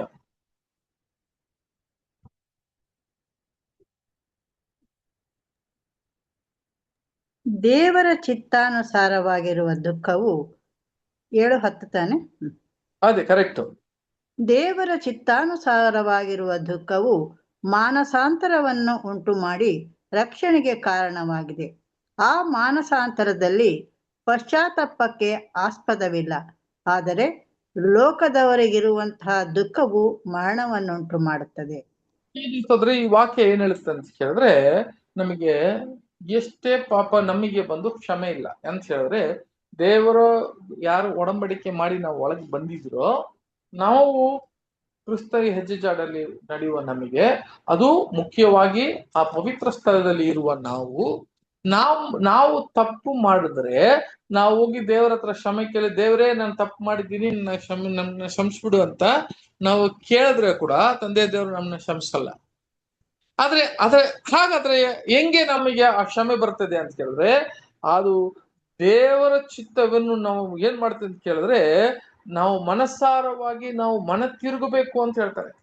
ಅಂದ್ರೆ ಆ ಕ್ಯಾರೆಕ್ಟರ್ ಗುಣಲಕ್ಷಣಗಳು ನೋಡ್ರಿ, ಇಷ್ಟೆಲ್ಲ ಜ್ಞಾನ ಪಡ್ತೀವಿ, ನಾವು ಜ್ಞಾನವನ್ನ ಪಡ್ಕೊಂಡಿದ್ದೀವಿ. ಆ ಜ್ಞಾನವನ್ನ ಇಟ್ಟುಕೊಂಡು ನಾವು ತಪ್ಪು ಮಾಡ್ತೀವಿ ಅಂತ ಕೇಳಿದ್ರೆ, ಹೌದು ತಪ್ಪು ಮಾಡ್ತೀವಿ ನಾವು. ಅನೇಕ ಪಾಪಗಳು ಮಾಡ್ತಾರೆ ಅಂತ ಕೇಳಿದ್ರೆ, ಹೌದು ಪಾಪಗಳು ಕೂಡ ಮಾಡ್ತಾರೆ. ಕೋಪ ಬರ್ತದೆ, ನಮಗೆ ಕೋಪ ಬರ್ತದೆ. ಇವಾಗೆಲ್ಲ ದೇವರಿಗೆ ವಿರುದ್ಧವಾಗಿ ನಾವು ಅನೇಕ ಕಾರ್ಯಗಳು ಮಾಡ್ಬೋದಾ? ಈ ಜ್ಞಾನವೆಲ್ಲ ಪಡ್ಕೊಂಡು ಮಾಡ್ಬೋದಾ ಅಂತ ಕೇಳಿದ್ರೆ ಮಾಡ್ಬೋದು. ಆದ್ರೆ ಸಹೋದರ ಸಹೋದರಿಯರೇ, ಇದು ರಕ್ಷಣೆ ಹೊಂದಬೇಕಾದ್ರೆ ನಾವು ನಮ್ಮ ಕ್ಷಮೆಯನ್ನ ಪಡ್ಕೊಬೇಕು. ತಂದೆಯ ದೇವ್ರ ಹತ್ರ ಏನ್ ಮಾಡ್ಬೇಕು ಅಂತ ಕೇಳಿದ್ರೆ, ನಾವು ಮಾನಸರವಾಗಿ ನಾವು ಮನ ತಿರುಗಬೇಕು. ಆ ಒಂದು ದುಃಖ ನಮ್ಮಲ್ಲಿ ಇರಬೇಕು. ನಾವು ಪ್ರಾಕ್ಟಿಕಲ್ ಆಗಿ ಮತ್ತೆ ಕ್ಯಾರೆಕ್ಟರ್ ಅಲ್ಲಿ ಒಳ್ಳೆ ಗುಣಲಕ್ಷಣಗಳಲ್ಲಿ ನಾವು ಬೆಳೆದ್ರೆ ಮಾತ್ರವೇ ನಾವು ಮಾಡಿರೋ ಪಾಪಕ್ಕೆ ಕ್ಷಮೆಯನ್ನು ಸಿಗ್ತದೆ. ಅದಕ್ಕೆ ಬ್ರದರ್ ಇಲ್ಲಿ ಬರೆಯುವಾಗ ಕೂಡ ಏನ್ ಹೇಳ್ತಾರೆ, ನಮಗೆ it is very important to grow in the both. ಹೆಂಗಿರ್ಬೇಕು ಅಂತ ಕೇಳಿದ್ರೆ, ಜ್ಞಾನದಲ್ಲಿ ಬೆಳಿಬೇಕು, ಅದೇ ತರ ನೀವು ಒಳ್ಳೆ ಗುಣಲಕ್ಷಣಗಳು ಕೂಡ ಬೆಳಿಬೇಕು. ಇವೆರಡರಲ್ಲಿ ಬೆಳಿಬೇಕಾಗಿರೋದು ಬಹಳ ಮುಖ್ಯ ಅಂತ ಹೇಳ್ತಾರೆ. ಇನ್ನೊಂದು ವಾಕ್ಯ ಕೂಡ ಓದೋಣ. ಹೆಬ್ರಿಯ 10ನೇ ಅಧ್ಯಾಯ 26ನೇ ವಾಕ್ಯ. ಹೆಬ್ರಿಯ 10ನೇ ಅಧ್ಯಾಯ 26ನೇ ವಾಕ್ಯ. ಯಾಕೆಂದರೆ ಸತ್ಯದ ಪರಿಜ್ಞಾನವನ್ನು ನಾವು ಹೊಂದಿದ ಮೇಲೆ ಬೇಕೆಂದು ಪಾಪ ಮಾಡಿದರೆ ಪಾಪ ಪರಿಹಾರಕ್ಕಾಗಿ ಇನ್ನಾವ ಯಜ್ಞವೂ ಇರುವುದಿಲ್ಲ. ಹಂಗಾದ್ರೆ ಒಂದು ನಮಗೆ, ಯಾಕಂದ್ರೆ ಸತ್ಯ ಒಂದು ಪರಿಜ್ಞಾನವನ್ನು ನಾವು ಹೊಂದಿದ ಮೇಲೆ ಬೇಕಂತ ಪಾಪ ಮಾಡುವಾಗ ನಮಗೆ ಇನ್ನೊಂದು ಏನು ಪರಿಹಾರ ಇರೋದಿಲ್ಲ ಅಂತ ಹೇಳುದು. ಇದಕ್ಕೆ ಸತ್ಯ ಜ್ಞಾನ ಸಿಕ್ಕಿದೆ, ಸತ್ಯವನ್ನು ಸಿಕ್ಕಿದೆ, ಜ್ಞಾನವನ್ನು ಎಲ್ಲಾ ವಿಷಯಗಳನ್ನು ತಿಳ್ಕೊಂಡಿದ್ದೀರಿ. ಎಲ್ಲ ತಿಳ್ಕೊಂಡು ಕ್ಯಾರೆಕ್ಟರ್ ಅಲ್ಲಿ ಒಳ್ಳೆ ಗುಣಲಕ್ಷಣಗಳಲ್ಲಿ ನಾವು ಮತ್ತೆ ಪಾಪ ಮಾಡೋರಾಗಿದ್ರೆ ನಮಗೆ ಪರಿಹಾರ ಇಲ್ಲ ಅಂತ ಹೇಳ್ತಾರೆ. ನೋಡ್ರಿ, ಹಾಗಾದ್ರೆ ಜ್ಞಾನ ಮಾತ್ರ ಇದ್ದು ಬಿಟ್ಟಿದ್ರೆ ನಾವು ರಕ್ಷಣೆಯನ್ನು ಹೊಂದಕ್ ಸಾಧ್ಯವ ಅಂತ ಕೇಳಿದ್ರೆ ಇಲ್ಲ. ಹಾಗಾದ್ರೆ ಇಲ್ಲಿ ಏನ್ ಹೇಳ್ತಾರೆ ಅಂತ ಕೇಳಿದ್ರೆ, ತಕ್ಕದಾಗಿ ಪಾಪ ಮಾಡಿದ್ರೆ ಒಳ್ಳೆ ಗುಣಲಕ್ಷಣಗಳಲ್ಲಿ ನಾವು ಬೆಳೆಯುವರಾಗಿ ಇರಬೇಕು. ಹಾಗೆ ಅವಾಗೆ ಏನಾಗುತ್ತೆ ಅಂತ ಕೇಳಿದ್ರೆ, ನಾವು ಕ್ರಿಸ್ತನ ಸಾರೂಪ್ಯಕ್ಕೆ ಬೆಳೆಯಕ್ಕಾಗ್ತದೆ. ನಾವು ಪಡ್ಕೊಂಡಿರುವ ಸತ್ಯಕ್ಕೆ ಒಂದು ಅರ್ಥವಾಗಿರ್ತದೆ. ದೇವರಿಗೆ ಸುಗಂಧ ವಾಸನೆಯಾಗಿ ಆತನನ್ನು ನಾವು ಏನ್ ಮಾಡ್ತೀವಿ ಅಂತ ಹೇಳಿದ್ರೆ, ಸ್ತೋತ್ರವನ್ನು ಮಾಡೋದು ಇದ್ರ ಮುಖಾಂತರ. ಹೆಂಗೆ ಸ್ತೋತ್ರ ಸ್ತೋತ್ರ ಸ್ತೋತ್ರ ಸ್ತೋತ್ರ ಅಂತ ಹೇಳುವುದು, ಆ ಸ್ತೋತ್ರ ಎಲ್ಲಿಗೆ ಹೋಗಿ ಸೇರ್ತದೆ ಅಂತ ಕೇಳಿದ್ರೆ, ಬರೀ ಬಾಯಲ್ಲಿ ಹೇಳುವ, ನಮ್ಮ ತುಟಿಯಲ್ಲಿ ಹೇಳುವ ಸ್ತೋತ್ರಗಳು ದೇವರಿಗೆ ಹೋಗಿ ಸೇರ್ತದ ಅಂತ ಕೇಳಿದ್ರೆ ಇಲ್ಲ. ಅದು ಎಲ್ಲಿಗೆ ಸೇರ್ತದೆ ಅಂತ ಕೇಳಿದ್ರೆ, ನಾವು ಆತನ ವಾಕ್ಯದ ಪ್ರಕಾರ ನಡೆಯುವಾಗ, ವಿಧೇಯತರವಾಗಿ ಇರುವಾಗ, ಪ್ರಾಕ್ಟಿಕಲ್ ವಾಕ್ ಆಫ್ ಲೈಫ್ ಅದನ್ನಲ್ಲಿ ನಡೆಯುವಾಗ ಅದು ಬಹಳ ಸುಗಂಧ ವಾಸನೆಯಾಗಿರ್ತದೆ ಅಂತ ಹೇಳ್ತಾರೆ. ಅದಕ್ಕೆ ತುಂಬಾ ಮುಖ್ಯ. ಇನ್ನೊಂದು ಕೂಡ ವಾಕ್ಯ ಓದೋಣ. ರೋಮಪುರಿಯವರಿಗೆ 10ನೇ ಅಧ್ಯಾಯ 2 ವಾಕ್ಯ 2, 3 ಓದ್ರೆ.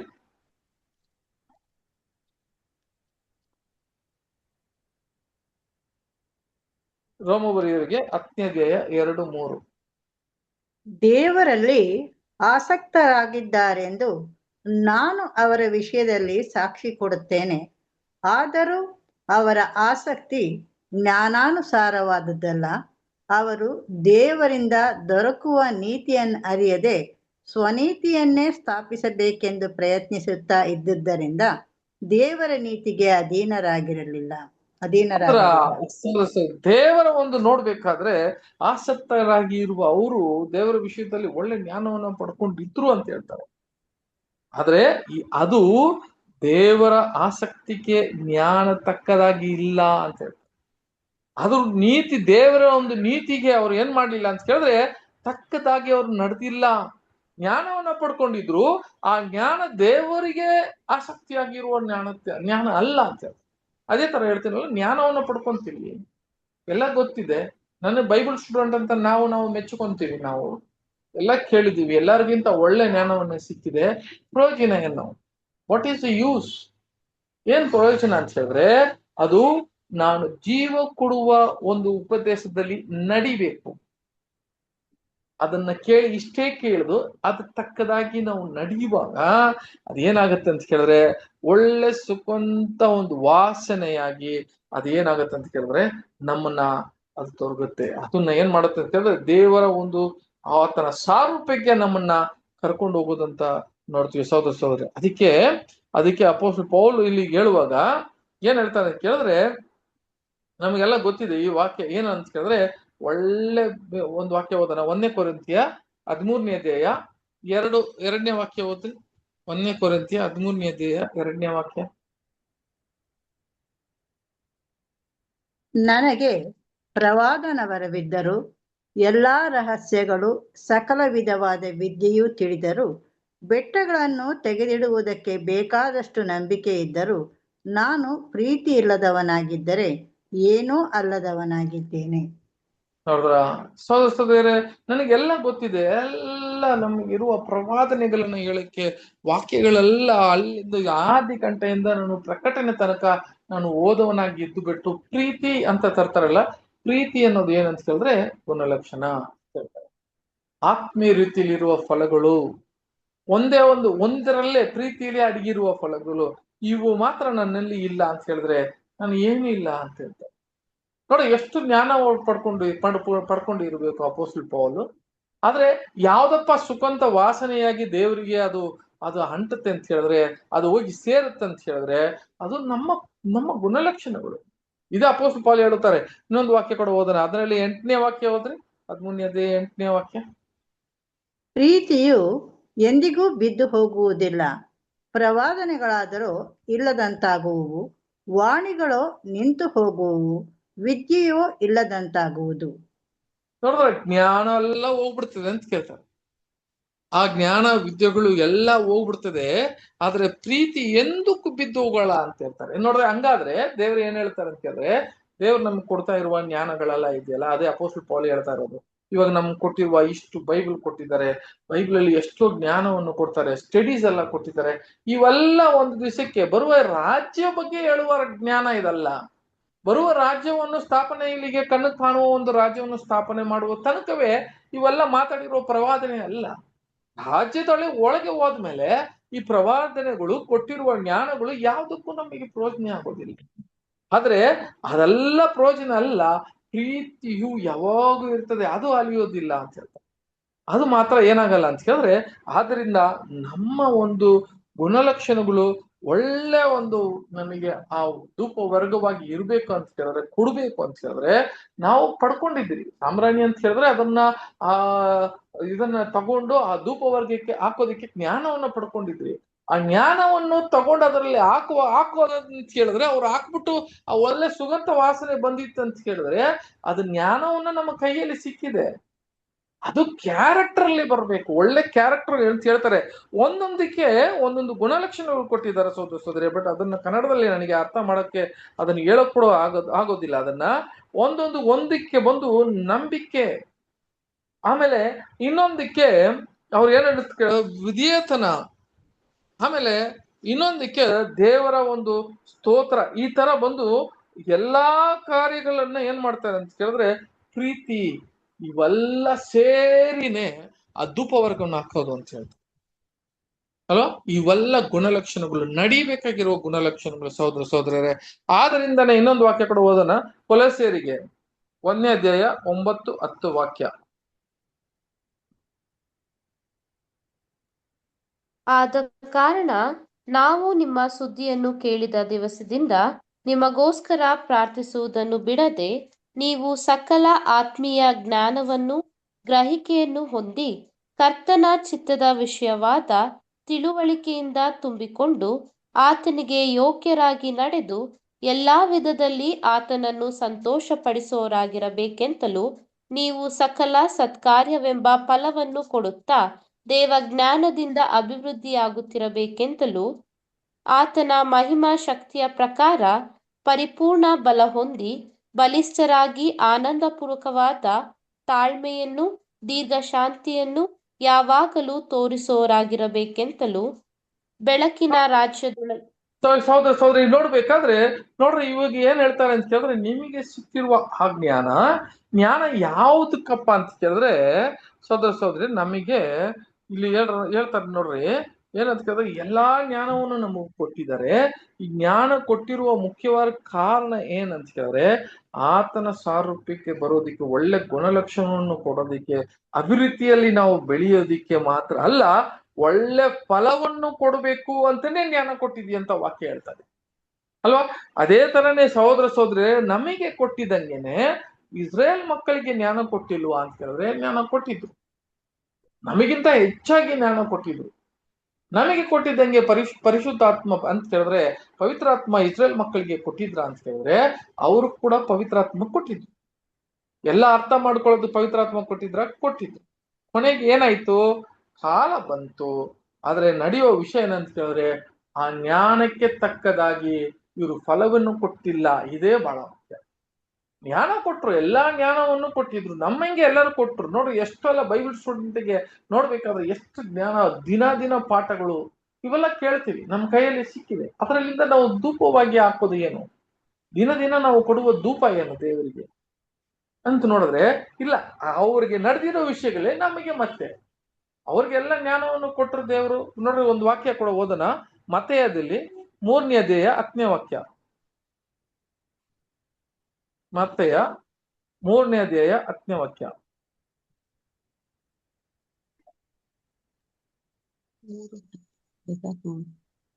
ಈಗಲೇ ಮರಗಳ ಬೇರಿಗೆ ಕೊಡಲಿ ಹಾಕಿದೆ, ಒಳ್ಳೆಯ ಫಲಗಳನ್ನು ಕೊಡದ ಪ್ರತಿಯೊಂದು ಮರವನ್ನು ಕಡೆದು ಬೆಂಕಿಯಲ್ಲಿ ಹಾಕುವರು. ಹೀಗೆ ಮರಗಳ ನೋಡ್ಬೇಕಾದ್ರೆ ಮರಗಳಾಗಿದೆ. ಮರಗಳಂತ ಕೇಳಿದ್ರೆ ನೋಡಿ, ಒಂದು ದಿವಸ ಅದು ಬರೀ ಬೀಜಗಳಾಗಿತ್ತು, ಆಮೇಲೆ ಅದು ಏನಾಯ್ತು ಅಂತ ಕೇಳಿದ್ರೆ ಒಂದು ಗಿಡವಾಗಿತ್ತು, ಈಗ ಅದು ಮರವಾಗಿದೆ ಅಂತ ಹೇಳ್ತಾರೆ. ಅಂತ ಹೇಳುವಾಗ ಒಳ್ಳೆ ಮರವಾಗಿ ಆಗಿದೆ. ಎಲ್ಲ ವಾಕ್ಯಗಳೆಲ್ಲ ಕೊಟ್ಟಿರುವಾಗ ಅದನ್ನ ಒಳ್ಳೆ ಮರವಾಗಿ ಆಗಿದೆ.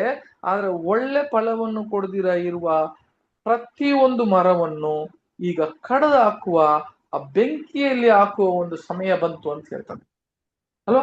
ಅದೇ ತರನಾಯ್ತು ಸಹೋದರ ಸಹೋದರರೇ, ಕಾಳ ಬಂತು, ಆ ಮರ ಏನಾಗ್ಲಿಲ್ಲ ಅಂತ ಹೇಳಿದ್ರೆ ಮರ ಒಳ್ಳೆ ಮರವಾಗಿ ಎಲ್ಲ ಜ್ಞಾನದಲ್ಲಿ ಬೆಳೆದವ್ರೆ, ಒಳ್ಳೆ ಜ್ಞಾನದಲ್ಲಿ ಇಸ್ರಾಯೇಲ್ ಮಕ್ಕಳು ಬೆಳೆದ್ರು. ಆದ್ರೆ ಅವರಲ್ಲಿ ಏನ್ ಸಿಕ್ಕಿಲ್ಲ ಅಂತ ಹೇಳಿದ್ರೆ ಈಗ ಅವ್ರ ಕೈಯಲ್ಲಿ ಅವರು ಒಳ್ಳೆ ಹಣ್ಣನ್ನು ಕೊಟ್ಟಿಲ್ಲ, ಒಳ್ಳೆ ಗುಣಲಕ್ಷಣಗಳನ್ನು ಕೊಟ್ಟಿಲ್ಲ. ಇದೇ ನೋಡ್ತೀನಿ ನೋಡ್ರಿ, ಜ್ಞಾನ ಪಡ್ಕೊಂಡ್ರು ಆದ್ರೆ ಫಲವನ್ನು ಕೊಟ್ಟಿಲ್ಲ. ದೇವರಿಗೆ ಸುಗಂಧವಾಗಿ ಇರುವ ಆ ಧೂಪವನ್ನು ಅವರು ಹಾಕಿಲ್ಲ. ಆದ್ರೆ ಸಾಂಬ್ರಾಣಿ ಅಂತ ಹೇಳಿ ಕೈಯಲ್ಲಿ ಅವರು ತಗೊಂಡಿದ್ರು ಅದನ್ನು, ಆದ್ರೆ ಹಾಕಿಲ್ಲ. ಆದ್ರಿಂದ ದೇವರು ಅಲ್ಲಿಗೆ ಕ್ರಿಸ್ತನ ಇಲ್ಲಿಗೆ ಬರುವಾಗ ಅವ್ರು ಮಾಡಿದ ವಿಷಯ ಏನಂತ ಕೇಳಿದ್ರೆ ಮತ್ತೆಯದಲ್ಲಿ ಒಂದು ಸಮಯದಲ್ಲಿ ಹೇಳ್ತಾರೆ, ಮತ್ತೆಯ 21ನೇ ಅಧ್ಯಾಯ 43ನೇ ವಾಕ್ಯ. ಮತ್ತೆ 21ನೇ ಅಧ್ಯಾಯ 43ನೇ ವಾಕ್ಯ. ಆದುದರಿಂದ ದೇವರ ರಾಜ್ಯವು ನಿಮ್ಮಿಂದ ತೆಗೆಯಲ್ಪಟ್ಟು ಅದರ ಫಲಗಳನ್ನು ಕೊಡುವ ಜನಕ್ಕೆ ಕೊಡಲಾಗುವುದು. ನೋಡಿದ್ರ, ಹಾಗಿರುವಾಗ ಏನಾಯ್ತು ಅಂತ ಹೇಳಿದ್ರೆ ದೇವರ ರಾಜ್ಯವನ್ನು ಅವರಿಂದ ತೆಗೊಳ್ಪಟ್ಟಿತ್ತು.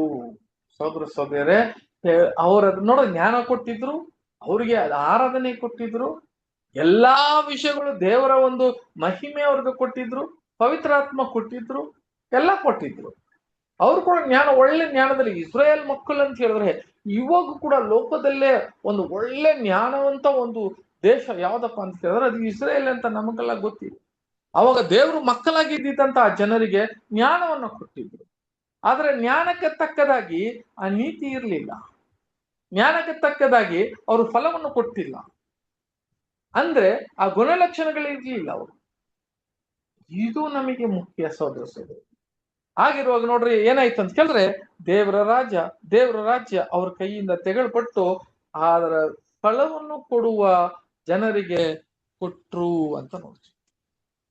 ಈಗ ಫಲ ಕೊಡುವರು ಯಾರು ಅಂತ ಹೇಳಿದ್ರೆ ನಾವೇ ಅನ್ಕೊಂಡ್ವಿ, ನಾವೇನ್ ಮಾಡಿದೀವಿ, ನಮ್ಮ ಕೈಯಲ್ಲಿ ಕೊಡಿ ಅಲ್ವಾ, ನಮ್ಮ ಕೈಯಲ್ಲಿ ಕೊಟ್ಟಿದ್ದಾರೆ ಅಂತ ಹೇಳುವಾಗ ಈಗ ಆ ಫಲ ಯಾರ ಕೈಯಲ್ಲಿ ಇದೆ ಅಂತ ಹೇಳಿದ್ರೆ ಈಗ ನಾವ್ ಏನ್ ಅನ್ಕೊಂಡ್ಬೋದು, ನಾವು ಚೆನ್ನಾಗಿ ಓದ್ತಾ ಇದ್ದೀರಿ, ಒಳ್ಳೆ ಬೋಧನೆಯನ್ನ ಮಾಡ್ತಾ ಇದ್ದೀನಿ, ಒಳ್ಳೆ ಕ್ಲಾಸ್ಗಳನ್ನ ಕೇಳ್ತಾ ಇದ್ದೀನಿ, ನಾ ದಿನ ದಿನ ಎಲ್ಲವನ್ನು ಓದ್ತಾ ಇದ್ದೀನಿ, ಸಾಲಲ್ಲ. ಇದ್ ನೋಡ್ರಿ, ಅದಕ್ಕೆ ಆ ಪಾಠ ಏನು ಹೇಳ್ತಾನೆ ಕೇಳಿದ್ರೆ, ಇವೆಲ್ಲ ಸಾಲಲ್ಲ, ಇದೆಲ್ಲ ಜ್ಞಾನ. ಅದೇ ಹೇಳ್ತಾನಲ್ಲ, ಅದನ್ನ ಕರೆಕ್ಟಾಗಿ ವಿವೇಚನೆ ಮಾಡಬೇಕು, ಡಿವೈಡ್ ಮಾಡಬೇಕು. ಜ್ಞಾನ ಸಪ್ರೇಟು, ನಿಮ್ಮ ಗುಣಲಕ್ಷಣಗಳು ಸಪ್ರೇಟು. ಇದಕ್ಕೆ ಯಾವ್ದಕ್ಕಪ್ಪ ನಿನಗೆ ರಿವಾರ್ಡು, ಯಾವ್ದಕ್ಕೆ ನಿನಗೆ ಬಂದು ಬಹುಮಾನ ಅಂತ ಹೇಳಿದ್ರೆ, ನೀನ್ ಕೊಟ್ಟಿರುವ ಜ್ಞಾನಕ್ಕೆ ನೀನು ಜ್ಞಾನ ಪಡ್ಕೊಂಡಿದ್ಯಲ್ಲ, ಅದಕ್ಕೆಲ್ಲ ಬಹುಮಾನ. ನಿನಗೆ ಸಿಕ್ಕಿದ್ಯಾ ಆ ಗುಣಲಕ್ಷಣಗಳು ಫಲವನ್ನು ಕೊಡ್ತೀಯ ನೋಡು, ಅದಕ್ಕೆ ಬಹುಮಾನ. ಹಾಗಾದ್ರೆ ನಾವು ಪ್ರಯಾಸ ಪಡ್ಬೇಕಾಗಿರೋದು ಯಾವ್ದ್ರಲ್ಲಿ? ಜ್ಞಾನವನ್ನು ಹೊಂದಿಕೊಂಡ ಮೇಲೆ ಅದನ್ನ ಕರೆಕ್ಟ್ ಆದ ರೀತಿಯಲ್ಲಿ ಧೂಪ ಹಾಕಬೇಕಲ್ಲ. ಆ ಧೂಪ ಎಲ್ಲಿಗೆ ಹೋಗ್ಬೇಕಂದ್ರೆ ತಂದೆಯ ದೇವರಿಗೆ ಅದನ್ನು ಹೋಗಿ ಸೇರ್ಬೇಕಲ್ಲ. ಅದೇ ಧೂಪ, ಒಳ್ಳೆ ಗುಣಲಕ್ಷಣಗಳು ಧೂಪ, ಅದು ಹೋಗಿ ಸೇರ್ಬೇಕು. ನೋಡ್ರಿ ಏನ್ ಹೇಳ್ತಾರೆ ಯೋಹಾನದಲ್ಲಿ 15ನೇ ಅಧ್ಯಾಯ 8ನೇ ವಾಕ್ಯ, 15:8.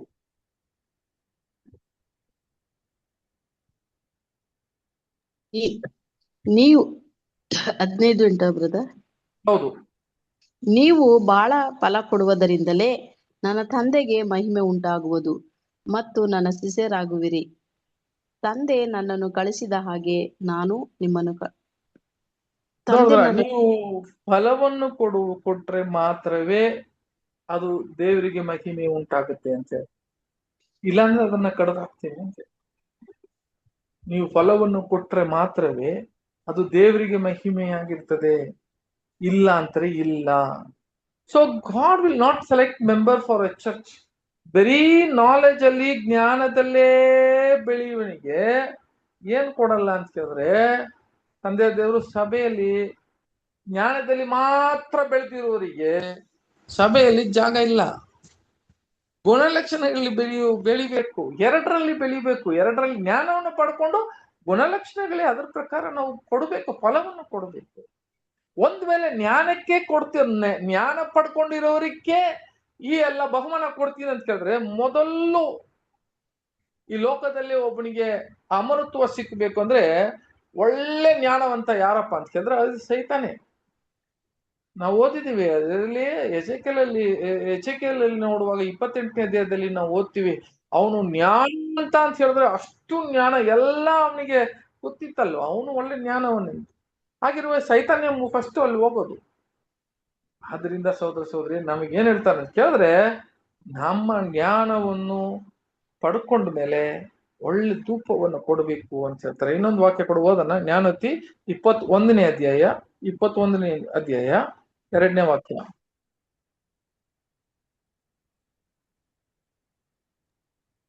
ನರನ ನಡತೆಯು ಸ್ವಂತ ದೃಷ್ಟಿಗೆ ನೆಟ್ಟಗೆ, ಯೆಹೋವನು ಹೃದಯಗಳನ್ನೇ ಪರೀಕ್ಷಿಸುವನು. ನೋಡಿದ್ರ ಹಂಗಂತ ಹೇಳಿದ್ರೆ ಮತ್ತೆ ಓದಿಸ್ತದೆ ಒಂದ ಮನುಷ್ಯ 21:2 ಬ್ರದರ್. ಓದಿ. ನರನ ನಡತೆಯು ಸ್ವಂತ ದೃಷ್ಟಿಗೆ ನೆಟ್ಟಗೆ, ಯೆಹೋವನು ಹೃದಯಗಳನ್ನೇ ಪರೀಕ್ಷಿಸುವನು. ಸೊ ಇಲ್ಲಿಗೆ ನೋಡ್ಬೇಕಾದ್ರೆ ನಡೆಯೋ ಒಂದು ನಮ್ಮ ದೃಷ್ಟಿ ನೋಡ್ಬೇಕಾದ್ರೆ ಸರಿಯಾದ ರೀತಿಯಲ್ಲಿ ಇರುತ್ತೆ ಅಂತ ನಾವು ನಮ್ಮ ದೃಷ್ಟಿಯನ್ನ ಅದನ್ನ ನೋಡ್ತೀವಿ. ಆದ್ರೆ ದೇವರು ಏನ್ ಮಾಡ್ತಾರೆ ಅಂತ ಕೇಳಿದ್ರೆ, ನಾವು ನಡೆಯೋದು ಎಲ್ಲ ಒಂದು ಪರೀಕ್ಷೆಯನ್ನ ಶೋಧನೆ ಮಾಡ್ತಾ ಇದ್ದಾರೆ. ಅದನ್ನ ಒಂದು ಜಾಗದಲ್ಲಿ ನಿಲ್ಸಿ ನೋಡ್ತಾರೆ. ನಾವು ಮಾಡುವ ವಿಷಯಗಳೆಲ್ಲ ಅದನ್ನ ಏನ್ ಮಾಡ್ತಾರೆ ಅಂತ ಹೇಳಿದ್ರೆ ಒಂದು ತರಾಸಿಯಲ್ಲಿ ಹಾಕಿ ನಮ್ಮನ್ನ ಪರಿಶೋಧನೆ ಮಾಡ್ತಾರೆ ಅಂತ ಕೂಡ ವಾಕ್ಯ ಹೇಳಿದ್ದಾರೆ. ಆದ್ರಿಂದ ಸಹೋದರ ಸಹೋದರಿಯರೇ, ನಮಗೆ ಹೇಳುವ ವಿಷಯಗಳು ಏನಂತ ಕೇಳಿದ್ರೆ, ನಮ್ಮ ಕರ್ತನಾದ ತಂದೆಯ ದೇವರು ಯೆಹೋವ ದೇವರಿಗೆ ನಾವು ಈ ಸನ್ಮಾನ ಸಲ್ಲಿಸಬೇಕು ಅಂತ ಕೇಳಿದ್ರೆ ಜ್ಞಾನದಲ್ಲಿ ಇಲ್ಲ, ಎಲ್ಲ ಒಂದು ಧೂಪವಾಗಿ ಇರ್ಬೇಕು. ಪಡ್ಕೊಂಡು ಒಳ್ಳೆ ಜ್ಞಾನದಲ್ಲಿ ನಾವು ಬೆಳಿಬೇಕು, ಅದು ಒಳ್ಳೇದೇ. ಬಟ್ ನಮ್ಮ ಧೂಪ ಎಲ್ಲಿಗೆ ಹೋಗಿ ಯಾವಾಗ ಹೋಗಿ ಸೇರುತ್ತೆ ಅಂತ ಕೇಳಿದ್ರೆ, ನಾವು ಬೈಬಲ್ ಸ್ಟೂಡೆಂಟ್ ಆಗಿರೋದು ಮಾತ್ರವೇ ಅಲ್ಲ, ನಾವು ಯೋಗ್ಯ ಪತ್ರವಾಗಿ ಸೇರ್ಬೇಕು ಅಂತ, ಯೋಗ್ಯ ಪತ್ರವಾಗಿ ಮಾರ್ಪಡಬೇಕು. ನೀವು ಬೈಬಲ್ ಅಲ್ಲಿ ಇರೋದು ಆ ವಾಕ್ಯದಿಂದ ನಾವು ನಡಿಬೇಕು. ಆವಾಗ ಅದನ್ನ ಪ್ರಾಕ್ಟಿಕಲ್ ವಾಕ್ಯ ಏನಾಗುತ್ತೆ ಅಂತ ಕೇಳಿದ್ರೆ ಸಹೋದರ ಸಹೋದರಿಯರೇ ಹೋಗುತ್ತೆ. ಸೊ ಇಲ್ಲಿಗೆ ನೋಡುವಾಗ ಕೆಲವು ವಾಕ್ಯ ಮಾತ್ರ ಓದೋಣ. ಯೋಹನ 17ನೇ ಅಧ್ಯಾಯ 3ನೇ ವಾಕ್ಯ.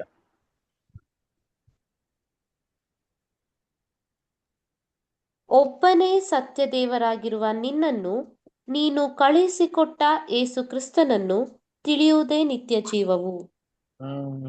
ನೋಡಿದ್ರ ಹಂಗಾದ್ರೆ ನಿಮ್ಮ ಒಂದು ಕ್ರಿಸ್ತನನ್ನ ತಿಳಿಯುವುದೇ ಆ ನಿತ್ಯ ಜೀವ ಅಂತ ಹೇಳ್ಬಿಟ್ರು. ಅದೇ ತರ ಸೋದರ ಇನ್ನೊಂದು ವಾಕ್ಯ ಕೂಡ ಓದೋಣ. 1 ಕೊರಿಂಥಿಯ 9ನೇ ಅಧ್ಯಾಯ 27 24 25. 1 ಕೊರಿಂಥಿಯ 9ನೇ ಅಧ್ಯಾಯ 24-25. ರಂಗಸ್ಥಾನದಲ್ಲಿ ಓಡುವುದಕ್ಕೆ ಗೊತ್ತಾದವರೆಲ್ಲರೂ ಓಡುತ್ತಾರಾದರೂ ಒಬ್ಬನು ಮಾತ್ರ ಬಿರುದನ್ನು ಹೊಂದುತ್ತಾನೆ ಎಂಬುದು ನಿಮಗೆ ತಿಳಿಯದೋ? ಅವರಂತೆ ನೀವು ಬಿರುದನ್ನು ಪಡಕೊಳ್ಳಬೇಕೆಂತಲೇ ಓಡಿರಿ. ಅದರಲ್ಲಿ ಹೋರಾಡುವವರೆಲ್ಲರೂ ಎಲ್ಲ ವಿಷಯಗಳಲ್ಲಿ ಮಿತವಾಗಿರುತ್ತಾರೆ. ಅವರು ಬಾಡಿ ಹೋಗುವ ಜಯಮಾಲಿಕೆಯನ್ನು ಹೊಂದುವುದಕ್ಕೆ ಸಾಧನೆ ಮಾಡುತ್ತಾರೆ. ನಾವಾದರೋ ಬಾಡಿ ಹೋಗದ ಜಯಮಾಲಿಕೆಯನ್ನು ಹೊಂದುವುದಕ್ಕೆ ಸಾಧನೆ ಮಾಡುವವರಾಗಿದ್ದೇವೆ. ನೋಡಿದ್ರ ರಂಗಸ್ಥಳದಲ್ಲಿ ಓಡುವರು ಎಲ್ಲರೂ ಓಡ್ತಾರೆ ಕೂಡ, ಆದ್ರೆ ಅದನ್ನ ಸಿಗೋದು, ಆ ಬಹುಮಾನ ಸಿಗೋದು ಒಬ್ಬರಿಗೆ ಅಂತ ಹೇಳ್ತಾರೆ. ಅದೇ ತರ ಸೋದರಿಯರೇ, ನಾವು ಓಡುವರಾಗಿರ್ಬೇಕು. ಅದು ಓಡುವ ತರ ನಾಟಕ ಮಾಡುವವರಾಗಿರ್ಬಾರ್ದು ಅಂತ ಹೇಳ್ತಾರೆ. ನಾವು ಓಡುವವರಾಗಿರ್ಬೇಕು, ಅದನ್ನ ಪಡ್ಕೊಳ್ಳೋರಾಗಿ ಇರ್ಬೇಕು ಅಂತ ಹೇಳ್ತಾರೆ. ಅದು ಹೆಂಗಾಗುತ್ತೆ ಅಂತ ಹೇಳಿದ್ರೆ, it is only the character. ಏನೇ ನಾವು ನೋಡ್ಬೇಕಾದ್ರೆ ಒಂದು ದೊಡ್ಡ ಎಕ್ಸಾಂಪಲ್ ಯಾರಪ್ಪ ಅಂತ ಕೇಳಿದ್ರೆ ಯೂದಾಸ್ಕಾರಿಯತ್ ಅಲ್ವಾ. ಯೂದಾಸ್ಕಾರಿಯತ್ ಏನ್ ಮಾಡಿದ್ರು, ಅವ್ರಿಗೆ ಒಳ್ಳೆ ಜ್ಞಾನ ಇತ್ತು, ದೇವರ ವಾಕ್ಯ ಅವ್ರಿಗೆ ಸಾರಿತ್ತು, ಅವ್ರಿಗೆ ದೇವರ ವಾಕ್ಯವನ್ನ ಕೇಳಿದ್ರು, ಎಲ್ಲ ಗೊತ್ತಿದೆ, ಕ್ರಿಸ್ತನನ್ನು ನೋಡಿದ್ರು, ಅದರ ಬಗ್ಗೆ ಎಲ್ಲ ಗೊತ್ತಿತ್ತು. ಆದ್ರೆ ಒಂದು ಒಂದು ತಪ್ಪು ಮಾಡಿರುವ ವಿಷಯದಲ್ಲಿ ಆತನಿಗೆ ಆ ರಕ್ಷಣೆನೇ ಕಳ್ಕೊಂಡ್ಬಿಟ್ಟ ಅಂತ ನೋಡ್ತೀವಿ ಅಲ್ವಾ. ತಪ್ಪಾಗಿ ಒಳ್ಳೆ ಜ್ಞಾನವನ್ನ ಪಡ್ಕೊಂಡಿದ್ದ, ಆದ್ರೆ ಆ ಆತನ ಗುಣಲಕ್ಷಣಗಳಲ್ಲಿ ತಪ್ಪಾಗಿದ್ದವರು ಒಂದೇ ಕಾರಣಕ್ಕೆ ಏನಾಗ್ಲಿಲ್ಲ ಅಂತ ಕೇಳಿದ್ರೆ ಅವನು ಹೋಗಿ ಸೇರ್ಲಿಲ್ಲ ಅಲ್ಲಿ. ಅದೇ ತರ ನೋಡ್ರಿ, ಮೊದಲನೇ ಮೋಶೆ ನೋಡ್ಬೇಕಾದ್ರೆ ಸೋದರಿಯರೇ, ಅಲ್ಲಿ ಬರ್ದಿದಂತ, ನಾವು ಮುಂಚೆ ನೋಡಿದ್ವಿ, ಮೋಶೆ ಬರ್ದಿದಂತ ಪುಸ್ತಕಗಳು ಎಂತ ಪುಸ್ತಕಗಳು. ದೇವರು ಅವ್ರನ್ನ, ಆ ಇಸ್ರೇಲ್ ಮಕ್ಕಳನ್ನ ನಡ್ಸೋದಿಕ್ಕೆ ಎಂತ ಒಂದು ವ್ಯಕ್ತಿ ಅಂತ ಕೇಳಿದ್ರೆ, ಆ ಒಂದು ದೊಡ್ಡ ಇವರನ್ನ, ಆ ಮೋಶೆಯನ್ನ ಅವರು ಹಾರಿಸಿಕೊಂಡಿದ್ರು. ಮೋಶೆನ ಹಾರಿಸಿಕೊಂಡು ಅವ್ರನ್ನ ಎಲ್ಲರನ್ನು ಕೂಡ ಅರಣ್ಯದಲ್ಲಿ ಹೋಗಿ ಕಾನಾನ್ ಸೇರೋ ತನಕ ಆತನನ್ನೇ ಎಲ್ಲ ದೇವರು ಅವ್ರ ಹತ್ರ ಮಾತಾಡ್ತಾ ಇದ್ರು. ಎಷ್ಟು ಜ್ಞಾನ ಕೊಟ್ಟಿದ್ರು ಅಲ್ಲಿದ್ದಂತ ಎಲ್ಲ ಅವ್ರಿಗೆ ಏನ್ ಕೊಟ್ಟಿದ್ರು ಅಂತ ಕೇಳಿದ್ರೆ ಸೋದರಿಯರೇ, ಅವ್ರಿಗೆ ಆ ವಾಗ್ದಾನಗಳನ್ನ ಕೊಟ್ಟಿದ್ರು. ಆಮೇಲೆ ಅಲ್ಲಿದ್ದಂತ ಕಟ್ಟಳೆಗಳನ್ನ ಅವ್ರಿಗೆ ಕೊಟ್ಟಿದ್ರು, ನಿಯಮಗಳನ್ನ ಎಲ್ಲ ಮೋಶೆ ಮುಖಾಂತರ ಕೊಟ್ಟಿದ್ರು. ಆದ್ರೆ ಮೋಶೆ ಮಾಡಿರುವ ಒಂದೇ ಒಂದು ಚಿಕ್ಕ ತಪ್ಪಿಗೆ ಮೋಶೆ ಕಾನಾನಿಗೆ ಬರೋದಿಲ್ಲ ಅಂತ ದೇವರು ಹೇಳಿದ್ರು. ಆ ವಿಧೇಯತನ ನೋಡ್ರಿ, ಇಷ್ಟು ಏನೇ ಕೊಟ್ಟಿದ್ರೆ ಕೂಡ, ದೇವ್ರು ಏನೇ ನಮಗೆ ಕೊಟ್ಟಿದ್ರೆ ಕೂಡ ಅವರಲ್ಲಿ ಆ ವಿಧೇಯತನ ಹೇಳಿದ್ರು, ನೀನು ಹೋಗಿ ಮಾತಾಡೋ ಅಂತ ಹೇಳಿದ್ರು. ಆದ್ರೆ ಮೋಶೆ ಮಾಡಿದಂತೆ ಕೆಲಸ ಏನಂತಂದ್ರೆ, ಅದನ್ನ ನಾವು ಓಡಿತಿರುವ ಒಂದೇ ಒಂದು ಕಾರಣ, ನಾನು ಹೇಳಿದ ಮಾತಕ್ಕೆ ನೀನು ವಿಧೇಯನಾಗಿ ಇಲ್ಲಿದ್ರೆ ಒಂದೇ ಕಾರಣಕ್ಕೆ ಅವ್ರು ಎಲ್ಲೂ ಹೋಗಿ ಸೇರ್ಲಿಲ್ಲ ಅಂತ ಹೇಳಿದ್ರೆ ಕಾನಾನಿಗೆ ಹೋಗ್ಲಿಲ್ಲ. ಇದು ನಮಗೆ ಒಂದು ಒಳ್ಳೆ ಪಾಠ ಅಲ್ಲ. ಏನೇ ನಮಗೆ ಜ್ಞಾನ ಸಿಕ್ಕಿದ್ರೆ ಕೂಡ, ಎಷ್ಟೇ ಸಿಕ್ಕಿದ್ರೆ ಕೂಡ, ಎಲ್ಲ ನಮಗೆ ಕೊಟ್ಟಿದ್ರೆ ಕೂಡ, ಒಂದು ಒಳ್ಳೆ ಗುಣಲಕ್ಷಣದಲ್ಲಿ ನಾವು ಬೆಳೀತಾ ಇಲ್ಲ ಅಂತ ಹೇಳಿದ್ರೆ ಅಲ್ಲಿ ಹೋಗೋದಕ್ಕೆ ಸಾಧ್ಯವಿಲ್ಲ. ಮೋಶೆಗೆ ಅಂತ ಜಾಗ ಸಿಗ್ಲಿಲ್ಲ. ಹಾಗಾದ್ರೆ ನಾವೆಲ್ಲ ಯಾವ ಒಂದು ಮಟ್ಟಿಗೆ ಯೋಚನೆ ಮಾಡ್ಬೇಕು. ದೇವರು ಇವತ್ತು ನಮಗೆ ಏನಿದ್ದಾರೆ ಅಂತ ಕೇಳಿದ್ರೆ, ನಮಗೆ ಏನಿಟ್ಟಿದ್ದಾರೆ ಅಂತ ಕೇಳಿದ್ರೆ, ಹಿಂಗೆ ಏದೋನಲ್ಲಿ ಆ ತೋಟದಲ್ಲಿ ಏನ್ ಇಟ್ಟಿದ್ದು ಅಂತ ಕೇಳಿದ್ರೆ 2 ಹಣ್ಣನ್ನು ಇಟ್ಟಿದ್ದು. ಒಂದು ಏನಪ್ಪಾ ಅಂತ ಕೇಳಿದ್ರೆ ಜೀವ ಕೊಡುವ ಹಣ್ಣು, ಇನ್ನೊಂದು ಮರಣ ಕೊಡುವ ಹಣ್ಣು ಅಂತ 2 ಇಟ್ಟಿದ್ರು ಅಲ್ವಾ. ಈ 2 ಹಣ್ಣನ್ನ ಇವಾಗ ಕೂಡ ನಮ್ಮ ಮುಂದೆ ಇಟ್ಟಿದ್ದಾರೆ. ಯಾರಪ್ಪ ಅಂತ ಕೇಳಿದ್ರೆ ಇಲ್ಲೇ ದೇವರು ನಮಗೆ ಇಟ್ಟಿದ್ದಾರೆ. ಅದು ಆತ್ಮೀಯ ರೀತಿಯಲ್ಲಿ ಇಟ್ಟಿದ್ದಾರೆ. ಈ ಆತ್ಮೀಯ ರೀತಿಯಲ್ಲಿ ನಾವು ಕಂಡಿಡಿದು ಒಳ್ಳೇದು ಯಾವುದು, ಕೆಟ್ಟದ್ದು ಯಾವುದು ಅಂತ ನೋಡ್ಬೇಕು. ಜ್ಞಾನ ಮುಖ್ಯ, ಅದಕ್ಕೆ ಜ್ಞಾನವೇ ಬಹಳ ಮುಖ್ಯ ಅಂತ ಜ್ಞಾನ ಪಕ್ಕ ಹೋಗ್ಬಿಟ್ಟು ಆ ಗುಣಲಕ್ಷಣಗಳು, ಕ್ರಿಸ್ತನ ಗುಣಲಕ್ಷಣಗಳಲ್ಲಿ ಅದನ್ನ ನಾವು ಬೆಳೀತಾ ಇಲ್ಲ ಅಂತ ಹೇಳಿದ್ರೆ ನಾವು ಅದನ್ನ ಕಳ್ಕೊರೋರು, ನಿಜವಾಗಿ ನಾವು ಅದನ್ನ ಕಳ್ಕೊಂತೀವಿ. ಇದು ಸುಗಂಧ ವಾಸನೆಯಾಗಿ ದೇವರಿಗೆ ಅಲ್ಲಿಗೆ ಹೋಗ್ತಾ ಇತ್ತು ಅಂತ ನೋಡಿದ್ರು. ಕೊನೆಗೆ ನಾವು ಒಂದು ವಾಕ್ಯ ನಾವು ಓದಿ ಇವತ್ತು ಪಾಠನ ಮುಗಿಸೋಣ. ಪ್ರಕಟಣೆ 2ನೇ ಅಧ್ಯಾಯ 7ನೇ ವಾಕ್ಯ.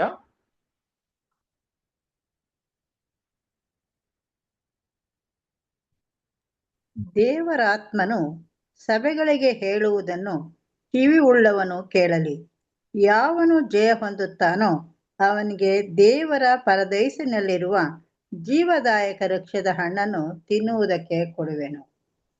ಯಾರು ಅದನ್ನ ಜಯ ಹೊಂದಿದ್ರ ಜೀವ ವೃಕ್ಷವನ್ನು ಕೊಡ್ತೀನಿ ಅಂತ ಹೇಳ್ತಾರೆ.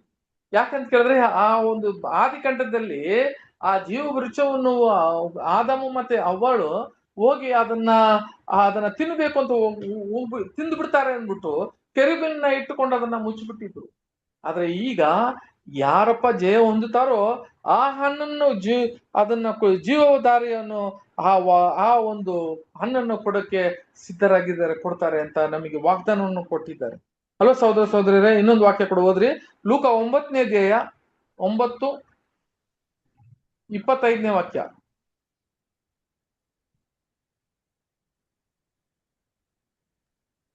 ಒಬ್ಬ ಮನುಷ್ಯನು ಲೋಕವನ್ನೆಲ್ಲ ಸಂಪಾದಿಸಿಕೊಂಡರೂ ತನ್ನನ್ನೇ ಕೆಡಿಸಿಕೊಂಡರೆ ಅಥವಾ ನಷ್ಟಪಡಿಸಿಕೊಂಡರೆ ಅವನಿಗೆ ಪ್ರಯೋಜನವೇನು? ಸಹೋದರ, ಹಿಂಗೆ ಎಲ್ಲವನ್ನು ನಮಗೆ ಸಿಕ್ಕಿಬಿಟ್ರೆ ಎಲ್ಲ ಇದೆ ನೆನತೆ ಅಂತ ಕೇಳಿ ಆ ಜೀವವನ್ನು ಅವನು ಕಳ್ಕೊಂಡ್ಬಿಟ್ರೆ ಅದರಿಂದ ಲಾಭ ಏನು? ಅವನಿಗೆ ಸುಖ ಇಲ್ಲ. ಇದೇ ಹೇಳೋದು ನಮಗೆ ಜ್ಞಾನ ಬಹಳ ಮುಖ್ಯ, ಎಲ್ಲ ನಮಗೆ ಬಹಳ ಮುಖ್ಯ. ಆದ್ರೆ ಸದಸ್ಯರೇ, ಈ ಜ್ಞಾನವನ್ನು ಮಾತ್ರವೇ ಇಟ್ಟುಕೊಂಡು ನಾವು ಏನು ಮಾಡಂಗಿಲ್ಲ ಅಂತ ಹೇಳಿದ್ರೆ ಅದಕ್ಕೆ ಆ ಪರದೆ ಹಾಕ್ಬಿಟ್ಟಿದ್ರು. ಈ ಪರದೆ ಏನಪ್ಪಾ ಅಂತ ಹೇಳಿದ್ರೆ ಆ ಪರದೆಯಿಂದ ನೀನು ಮಾಡುವ ಎಲ್ಲಾ ಲೋಕ ಕಾರ್ಯಗಳನ್ನ ಇಲ್ಲೇ ಬಿಡಬೇಕು. ಆದ್ರೆ ನೀನು ಮಾಡುವ ಒಳ್ಳೆ ಕಾರ್ಯಗಳು, ಒಳ್ಳೆ ಗುಣಲಕ್ಷಣಗಳನ್ನ ನೀನು ಬೆಳೆಯೋದು ಮಾತ್ರವೇ ಅದು ದೇವರಿಗೆ ಸುಗಂಧ ವಾಸನೆಯಾಗಿ ಅದು ಎಲ್ಲಿ ಹೋಗುತ್ತೆ ಅಂತ ಕೇಳಿದ್ರೆ ಅಲ್ಲಿ ಮಂಜುಷ ಪಟ್ಟಿಗೆ ಅದು ಹೋಗುತ್ತೆ ಅಂತ ನೋಡ್ತೀವಿ. ಇದನ್ನ ಮನಸ್ಸಲ್ಲಿ ಇಟ್ಟುಕೊಂಡು ಕೊನೆಗೆ ನಾವು ಈ ಪಾಠವನ್ನ ಮುಗಿಸಕ್ಕೆ ಯಾಕೋಬನಿಗೆ 3ನೇ ಅಧ್ಯಾಯ 13ನೇ ವಾಕ್ಯ ಫಸ್ಟ್ ಓದ್ರಿ. 3ನೇ ಅಧ್ಯಾಯ 13ನೇ ವಾಕ್ಯ. ನಮ್ಮಲ್ಲಿ ಜ್ಞಾನಿಯು ಬುದ್ಧಿವಂತನು ಯಾರು? ಅಂತಹವನು ಯೋಗ್ಯವಾಗಿ ನಡೆದುಕೊಂಡು ಜ್ಞಾನದ ಲಕ್ಷಣವಾಗಿರುವ ಶಾಂತ ಗುಣದಿಂದ ಅದರ ಫಲಗಳನ್ನು ತೋರಿಸಲಿ. ನಮ್ಮಲ್ಲಿ ಜ್ಞಾನಿ ಯಾರು ಅಂತ ಕೇಳಿದ್ರೆ ಆತನ ಯಾರು ಫಲಗಳನ್ನು ತೋರಿಸ್ತಾನೋ ಅವನೇ ಜ್ಞಾನಿ ಅಂತ ವಾಕ್ಯ ಹೇಳುತ್ತೆ. ಜ್ಞಾನವನ್ನ ಪಡ್ಕೊಂಡು ಬರೀ ನಾನು ಜ್ಞಾನಿ ಅಂತ ಹೇಳೋವನಲ್ಲ, ಆತನವನು ಫಲವನ್ನು ತೋರಿಸವನ್ನೇ ಜ್ಞಾನಿ ಅಂತ ಹೇಳ್ತಾರೆ. ಅದು ಯಾವ ತರ ಫಲ? ಅದರಲ್ಲಿ 7, 17, 18. ಆದರೆ ಮೇಲಣಿಂದ ಬರುವ ಜ್ಞಾನವು ಮೊದಲು ಪರಿಶುದ್ಧವಾದದ್ದು, ಆಮೇಲೆ ಸಮಾಧಾನಕರವಾದದ್ದು, ವಿನಯವುಳ್ಳದ್ದು, ಸಂತೋಷವಾಗಿ ಒಪ್ಪಿಕೊಳ್ಳುವಂಥದ್ದು, ಕರುಣೆ ಮುಂತಾದ ಒಳ್ಳೆ ಫಲಗಳಿಂದ ತುಂಬಿರುವಂಥದ್ದು ಆಗಿದೆ. ಅದರಲ್ಲಿ ಚಂಚಲವೂ ಕಪಟವೂ ಇಲ್ಲ. ಸಹೋದರ ಸಹೋದರರೇ, ಮೇಲಿಂದ ಬರುವ ಜ್ಞಾನ ಅಂತ ಹೇಳಿದ್ರೆ ಯಾವ್ದಂತ ಹೇಳ್ಬಿಟ್ರು. ಮೇಲಿಂದ ಜ್ಞಾನ ಬರೋದು ಎಮ್ಮೆ ಅಲ್ಲ ಅಲ್ವಾ? ನನಗೆ ಎಲ್ಲ ಗೊತ್ತಿದಂತ ಎಮ್ಮೆ, ನಾನೇ ದೊಡ್ಡವನು ಅಂತ ಹೇಳುವ ವಿಷಯಗಳೆಲ್ಲ ಮೊದಲು ಪರಿಶುದ್ಧವಾದದ್ದು, ಆಮೇಲೆ ಅದು ಸಮಾಧಾನಕರವಾದದ್ದು, ವಿನಯ ಉಳ್ಳದು, ಸಂತೋಷವಾಗಿರೋದು, ಕೆಲವು ವಿಷಯಗಳನ್ನ ಒಪ್ಪಿಕೊಳ್ಳುವುದು, ಕರುಣೆ ಅಲ್ವಾ? ಇವೆಲ್ಲ ಒಳ್ಳೆ ಗುಣಗಳು ಇರುವೆ ಮೇಲಿಂದ ಬರೋ ಜ್ಞಾನವು ಅಂತ ಹೇಳ್ಬೋದು. ಈಗ ನೋಡ್ರಿ, ನಮಗೆ ಕೊಟ್ಟಿರುವ ಜ್ಞಾನ ಏನಕ್ಕೆ ಅಂತ ಕೇಳಿದ್ರೆ ಈ ಗುಣಲಕ್ಷಣೆಗೆ ಅಲ್ವಾ ಸೋದರ ಸೋದರಿಯರೇ? ಇದನ್ನ ಮನಸ್ಸಲ್ಲಿ ಇಟ್ಟುಕೊಳ್ರಿ. ಹಾಗಾದ್ರೆ ನಾವು ದೇವರಿಗೆ ಒಳ್ಳೆ ಧೂಪವನ್ನು ಕೊಡ್ಬೇಕು ಅಂತ ಹೇಳಿದ್ರೆ ಜ್ಞಾನವನ್ನ ಪಡ್ಕೊಂಡಿದ್ದೀವಿ. ಈ ಒಂದು ಪವಿತ್ರ ಸ್ಥಳದಲ್ಲಿ ನಾವು ಇದಿರಿ ಅಂತ ಮುಂಚೆನೆ ಹೇಳಿದ್ದೀನಿ. ಪವಿತ್ರ ಸ್ಥಳದಲ್ಲಿ ನಾವೆಲ್ಲ ಇದ್ರಿ. ಇವಾಗ ನಾವು ಕೊಡ್ಬೇಕಾಗಿರೋ ಒಳ್ಳೆ ಒಂದು ಧೂಪವನ್ನು ದೇವರಿಗೆ ಕೊಡ್ಬೇಕಾಗಿರೋ ವಿಷಯ ಅಂತ ಕೇಳಿದ್ರೆ ಜ್ಞಾನವನ್ನ ಪಡ್ಕೊಂಡಿದ್ದೀವಿ. ಒಳ್ಳೆ ರೀತಿಯಲ್ಲಿ ಜ್ಞಾನವನ್ನ ನಾವು ಹೇಳಿದ್ವಲ್ಲ, ಆ ಬೆಳಕನ್ನು ಇಟ್ಟು ಅದು 7 ಬೆಳಕಿದೆ, ಅದು ದೇವರ ವಾಕ್ಯ. ಅದೇ ತರ ಇಲ್ಲಿ ಇದ್ದಿದ್ದಂತಹ ಆ 6 ರೊಟ್ಟಿ ಇದೆ, ಆ ರೊಟ್ಟಿ ಕೂಡ ನಮಗೆ ದೇವರ ವಾಕ್ಯ. ಇವೆಲ್ಲ ನಾವು ಜ್ಞಾನವನ್ನ ಪಡ್ಕೊಂತೀರಿ. ಎಲ್ಲ ಜ್ಞಾನವನ್ನು ಪಡ್ಕೊಂಡ ಮೇಲೆ ಒಳ್ಳೆ ಜ್ಞಾನವನ್ನು ಪಡ್ಕೊಂಡು ನಾವು ನಮ್ಮ ಗುಣಲಕ್ಷಣಗಳನ್ನು ತೋರಿಸಲಿಲ್ಲ ಅಂತ ಹೇಳಿದ್ರೆ ಮಹಾಪವಿತ್ರ ಸ್ಥಳಕ್ಕೆ ಹೋಗೋದಿಕ್ಕೆ ಸಾಧ್ಯವಿಲ್ಲ.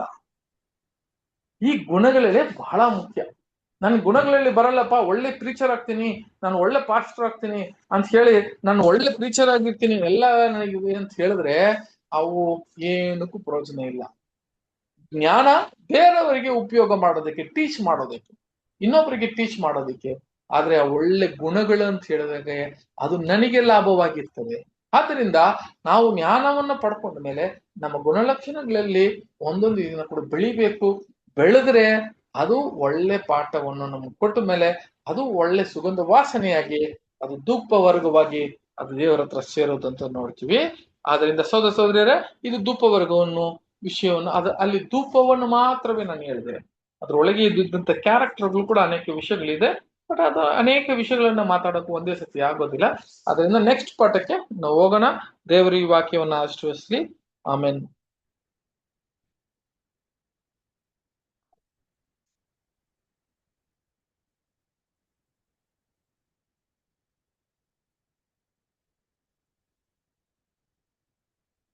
ಬ್ರದರ್ ಶ್ರೀಕಾಂತ್ ಬ್ರದರ್ ಇದ್ದೀರಾ? ಬ್ರದರ್ ಶ್ರೀಕಾಂತ್ ಬ್ರದರ್ ಹಾ ಬ್ರದರ್ ಬಂದ್ರು. ಒಂದು ಪ್ರಾರ್ಥನೆಯನ್ನು ಮಾಡ್ರಿ. ಓಕೆ ಮಾಡ್ತೀನಿ.